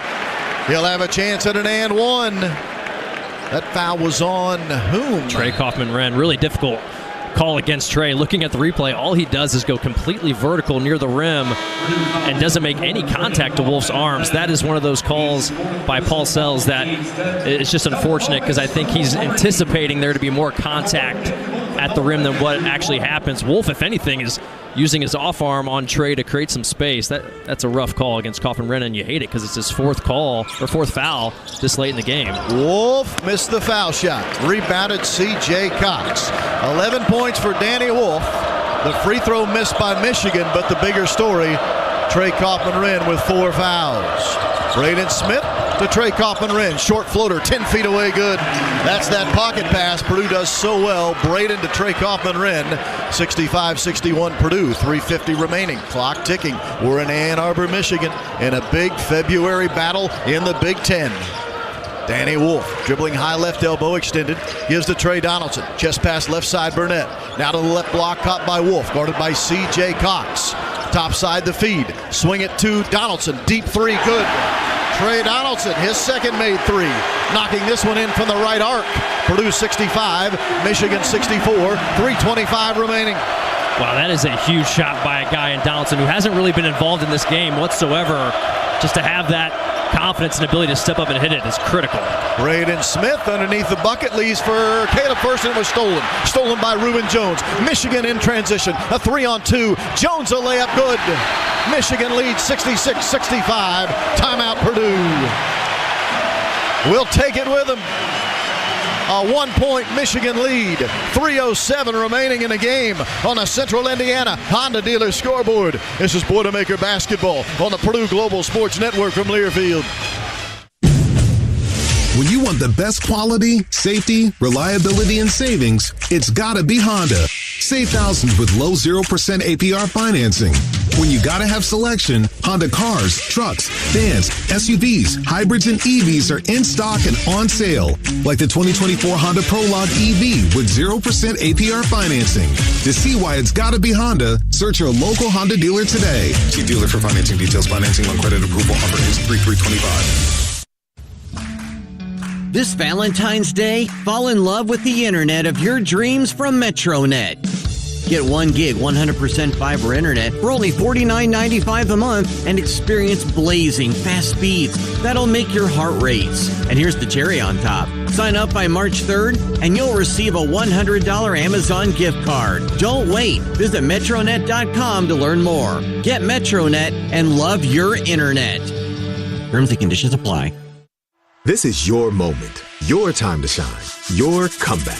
You're ready for the next step in your career, and you want an education employers respect. So you're not just going back to school, you're coming back with Purdue Global.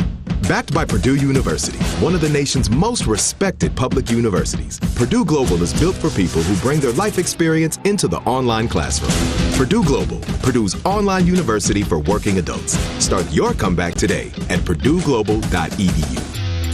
We Boilermakers show our pride in a number of ways, from a Purdue flag flying high on game day to a black and gold tie worn to the office. That loyalty is built on precious memories, time-honored traditions, and lifelong friendships. It's everlasting, and it stays with you wherever you go. So whether you're at Mackey Arena, your hometown grocery store, or across the country, the pride is always there. And now with the Purdue Federal Visa Signature Card, you have one more way to show your pride. Purdue Federal, the official credit card for Purdue fans everywhere. Federally insured by NCUA.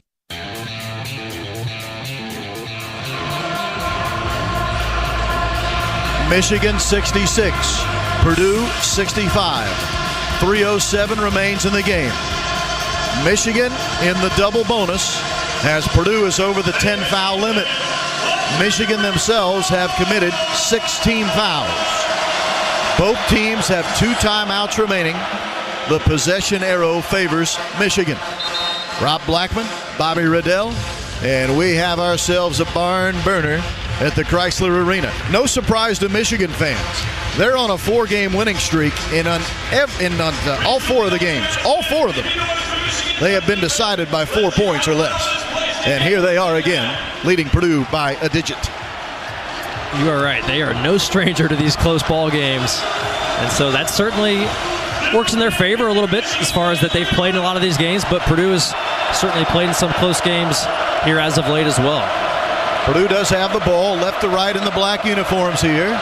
Braden Smith brings it over the 10-second barrier and now puts the offense into motion as we're under 3 minutes remaining. Braden Smith, high ball screen, right wing from Trey Kaufman-Renn. Dribbles in, floats one in, banks it in. Braden Smith had to bank it once he got 8 feet in front of the bucket, but he banked it home. 18 points for Braden Smith. Purdue leads 67-66. You just love Braden using the window there right in front of the basket. Trey Donaldson, right elbow extended. Stops, feeds it high side to Jones. Jones left arc, dribbles once, gives it up top of the key, extended. Now caught there by Wolf. That's Danny Wolf. Fletcher Lawyer on him. Wolf wants to drive him. Got to the free throw line. Right-handed layup, good. He just kept coming down. Hill from the free throw line extended. And he gives in the Michigan Wolverines a 68-67 lead. Caleb First was there, but he had to step out of the way because Caleb has 4 fouls. That was Wolf taking advantage of the switch with Lawyer. Here's Caleb First, blocked at the rim as he tried to dunk. And now we'll have, what do we have? Time is called. Should be a travel. Travel on whom? Oh, wow. A foul against Purdue. Forget the travel. Caleb First missed the dunk, trying to dunk through contact. And on the rebound, Vlad Golden grabbed the ball but then fell down underneath the basket. An official from the outside came in and said the reason there was the Golden fell to the ground was because of foul on Caleb First. So now we walk to the other end for 2 foul shots for Vlad Golden. And oh, by the way, Caleb First is just fouled out of the game. It looked to me like the baseline official, Paul Zells, was ready to call traveling on Golden for falling down with the ball underneath the basket. But the outer official, Steven Anderson, came in and overruled and said, no, it was a foul on First. And Caleb First is fouled out of the game. He'll be replaced by Camden Heide. 2:01 remaining, and it's a 1-point Michigan lead with Vlad Golden going to the charity stripe for the Wolverines. Caleb First trying to go strong there and finish with the dunk. I like him being strong there and trying to finish with the two-handed flush. But a great play by Golden to be able to knock that dunk attempt away at the rim. And then, unfortunately, they say Caleb, as he's coming down, hits Golden in the face. First free throw, Vlad Golden is good. He's now made 3 in a row. A guy that's a 74% foul shooter.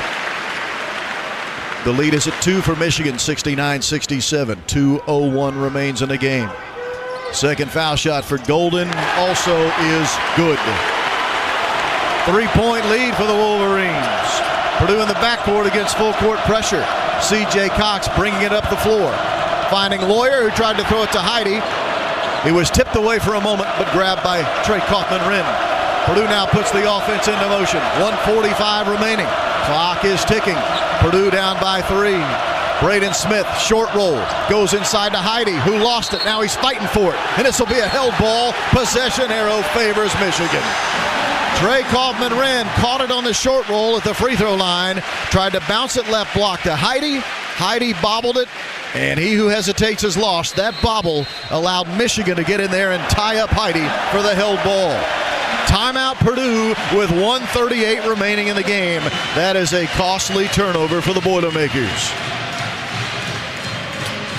Yes, it is. You got Trey in an advantageous position in that pocket there, but it was more congested than it sometimes is. Didn't have as much space as he normally does in that pocket. And Camden Heide there in that short corner on the left side. I think just too tight of space there. That pass hits off around Cam's shin area, maybe his knee. It wasn't able to be caught cleanly, and unfortunately goes banging up against the defender and then back into Cam's arms. But by that point, a jump ball is had. I think just too tight of a space for Trey to try to make that pass. Would have maybe liked in hindsight. It would be interesting to see if maybe he had a spray out pass available to him for a three, considering how many bodies were down there in the painted area. But a turnover nonetheless with the jump ball going towards Michigan. And now Purdue in a tough scenario here. Got to get a stop, or else you run that risk of falling down 2 possessions. 1:38 remains in the game. Purdue had a 10-point second-half lead. But give Michigan credit. They battled, and they battled. And now they find themselves leading by 3. And Michigan has the possession. Purdue will break the huddle with C.J. Cox and Camden Heide, Braden Smith, Trey Kaufman-Wren, and Fletcher Loyer. Michigan plays with Trey Donaldson on the floor with Vlad Golden and Amari Burnett as well. Also, Danny Wolf is out there for the Wolverines. And whom am I missing? Reuben Jones is the 5th, wearing the white jersey for Michigan. Jones in the backcourt will race it up right to left. And now he'll try to put the offense into motion against Purdue's man-to-man defense. Chest pass, high left arc, caught by Wolf. Wolf guarded by Heide. Wolf dribbling to the right arc with the right hand. Now left-handed dribble coming back to the top of the key. Purdue double teams him there. Kick it into the corner. 3 on the way is missed. Rebounded by Golden, and he'll lay it in. No, he missed the lay-in. But it's a foul against Purdue's Trey Kaufman-Wren. Oh, that is a big one. Trey Kaufman-Wren has just fouled out of the game. The 3 was missed on the deep right wing by Burnett. Purdue couldn't come up with a rebound. Instead, Golden an offensive board, and Trey Kaufman-Wren called for a foul. I thought Golden was going to have a gimme. Left-handed lay-in. He didn't make it. Now I know why. Trey Kaufman-Wren fouled him. Well, it looks like Trey even tried to pull his arms away a little bit at the last second to make sure he doesn't get a foul called. But I think just the way Golden misses it at point-blank range, the officials made that assumption that the only reason he missed it was because he did get fouled. But I don't know if that was the correct call. Golden misses the first foul shot. Well, Purdue's in a pickle now. Yes, trailing only by 3 with 1:15 remaining, but now without Caleb First or Trey Kaufman-Wren. Purdue's 2 bigs out of the game. Purdue plays instead with Raleigh Burgess, the 6'11" freshman. Golden did make the second foul shot. Hey, Raleigh, no pressure. Just come in to this game down 4 on the road with a minute to go and make some critical plays for us. Well, can Purdue pull off a bit of a miracle now? Trailing by 4. 2 big guys on a bench disqualified with 5 fouls. C.J. Cox, left wing against this matchup zone. Top side it goes to Braden Smith. Shot clock at 13, and now a foul away from the ball, but Raleigh Burgess was the one fouled. Fouled by Reuben Jones, which is not a terrible foul for Michigan. Yes, it stops the clock at 58 seconds, but it's a 1-and-1 for Burgess, who on the season has only made 7 free throws in 16 attempts. You're right. That's certainly a foul that is going to work potentially in Michigan's favor. We'll see. Raleigh, we just talked about it. Going to be put in a tough spot. Didn't mean to make some clutch plays, and not a more clutch situation than having to try to make a 1-and-1 on the road. Big see if he can come through. The freshman had 6 points against Michigan in January. Misses the foul shot. Golden rebounds. Michigan the ball, a 4-point lead with 50 seconds to go, and the clock is quickly evaporating. Donaldson into the front court to Wolf. Between the circles. Uses a screen at that top of the key area. Heidi is guarding him. Now comes down the left side of the paint. Left-handed layup missed, but it's dunked in on the weak side by Jones. Timeout, Michigan. Purdue missed a block out by Reuben Jones coming in from the right wing, and now the lead is at 6, 73-67 with 39.6 remaining. Well, that was going to be a tough spot there for Purdue, certainly with their two bigs off the floor. Burgess comes over, actually does a nice job forcing Wolf to miss that left-handed layup, but of course as that help side comes over, then you always worry about the rebounding box out on the weak side, and looks like there was two Michigan Wolverines actually that were going to be able to put that ball in before any Purdue player was going to be able to get that rebound. Michigan 73, Purdue 67, 39.6 remaining. Purdue right now in a really tough spot. And Michigan in the double bonus, too, which is a major bummer because in these spots to try to come back, you usually need some missed free throws, and you hope to be putting your opposition in a one-on-one, which is certainly increased pressure. And, of course, if they miss the first, you get the ball, if you can secure the rebound. So now it's one of those situations, time and score. What do you think, Rob? Down 6, 39.6. Man, a three-pointer would certainly be really nice as far as cutting it down to one possession. I don't know if it's probably still too much time just to settle for a three only, though. Purdue does leave Burgess in the game, who is not a big three-point threat. We'll see. Purdue the ball. We're back to action here, left to right.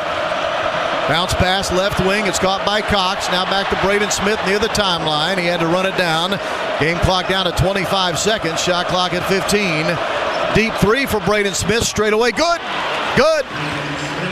73-70. Michigan the ball in the backcourt. Are they going to foul Wolf? Yes, they will. Purdue does foul Danny Wolf.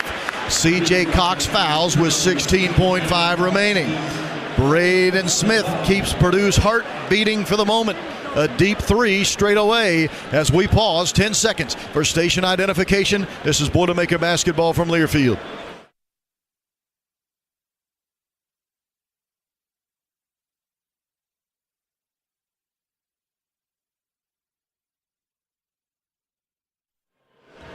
Now Purdue needs some help with some missed free throws. Danny Wolf at the line. Free throw line left. Made the first one. Oh, I was ready to talk it out of there, fans. It bounced around a couple of times on the right side of the rim and somehow fell in. Michigan 74, Purdue 70, 16.5 to play. One more for Danny Wolf, the transfer from Yale. Free throw on the way. He made that one much more easily. Michigan subs in Burnett to replace Cheddar. Michigan wants some better defenders on the floor. Purdue down 5. Boilermakers have to hurry. Braden Smith quickly up the floor. Stopping at the top of the key. He'll shoot an open three. Good again. Timeout Purdue. 75-73 with 8.1 remaining. Can Braden Smith single-handedly bring Purdue back? He's certainly trying. He's hit a couple of huge threes. That one much easier as he was able to get Wolf to fall down. Kind of a nasty crossover to bring Wolf to his feet or to his knees, and he hits the three. The one before that was a high-level contested three over the top of Will Cheddar, kind of out of desperation. But now you put yourself in a spot just down 2, 8.1 to go. You can go full court pressure here, trying to deny and get a steal. Probably enough time for one quick trap in the corner to hope to get a steal, similar to what we did at Ohio State a couple years ago. But 8.1, I mean, you're starting to run some risks of, even if you do foul, then you got to go the length of the floor. So you might even be in the spot where if you don't steal the inbounds pass, you might just have to get a quick foul, unless the guy's like in the deep, deep corner.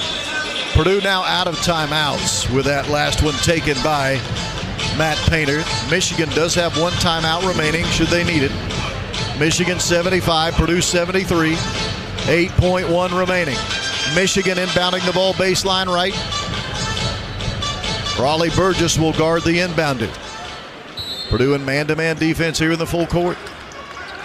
Donaldson, the inbounder, throws it into Wolf. Purdue reaches and fouls immediately. Fletcher Lawyer just had to quickly reach as quickly as he could and try to foul Wolf. The clock ticks down to 6.9. 6.9, and to the foul line, Danny Wolf, 63% foul shooter this season, but in this game he is 4 of 4. And basically at this point with 6.9, Purdue's only hope is that Wolf misses at least one of these attempts. Just probably not enough time for multiple possessions here. 15 points in the game for Danny Wolf as he moves himself to the free throw line left. Takes a deep breath, shoots, and missed it. He missed it. Purdue still with a chance here. 6.9 remaining. 2-point lead for the Wolverines. Now on a miss, if you're Purdue, you have to secure the rebound. Again, a deep breath for Danny Wolf. The Yale transfer will shoot. He missed it. C.J. Cox rebounds. Purdue has to hurry to Braden Smith at 3, at 2. A deep jumper. Missed it from the right wing ever so slightly. He was 25 feet away.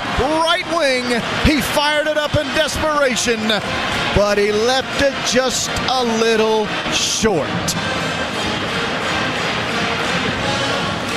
You could have heard a pin drop in this building for that half a second as that ball was in flight toward the rim, off of the fingertips of Braden Smith. Michigan tonight a winner over Purdue, 75-73 the final. The Wolverines improved to 19-5. They're 11-2 in the Big Ten. Purdue falls to 19-6. The Boilermakers now 11-3 in Big Ten competition. Michigan 75, Purdue 73. That's the final here tonight at the Chrysler Arena. Our postgame show begins when we come back. This is Boilermaker Basketball on the Purdue Global Sports Network from Learfield.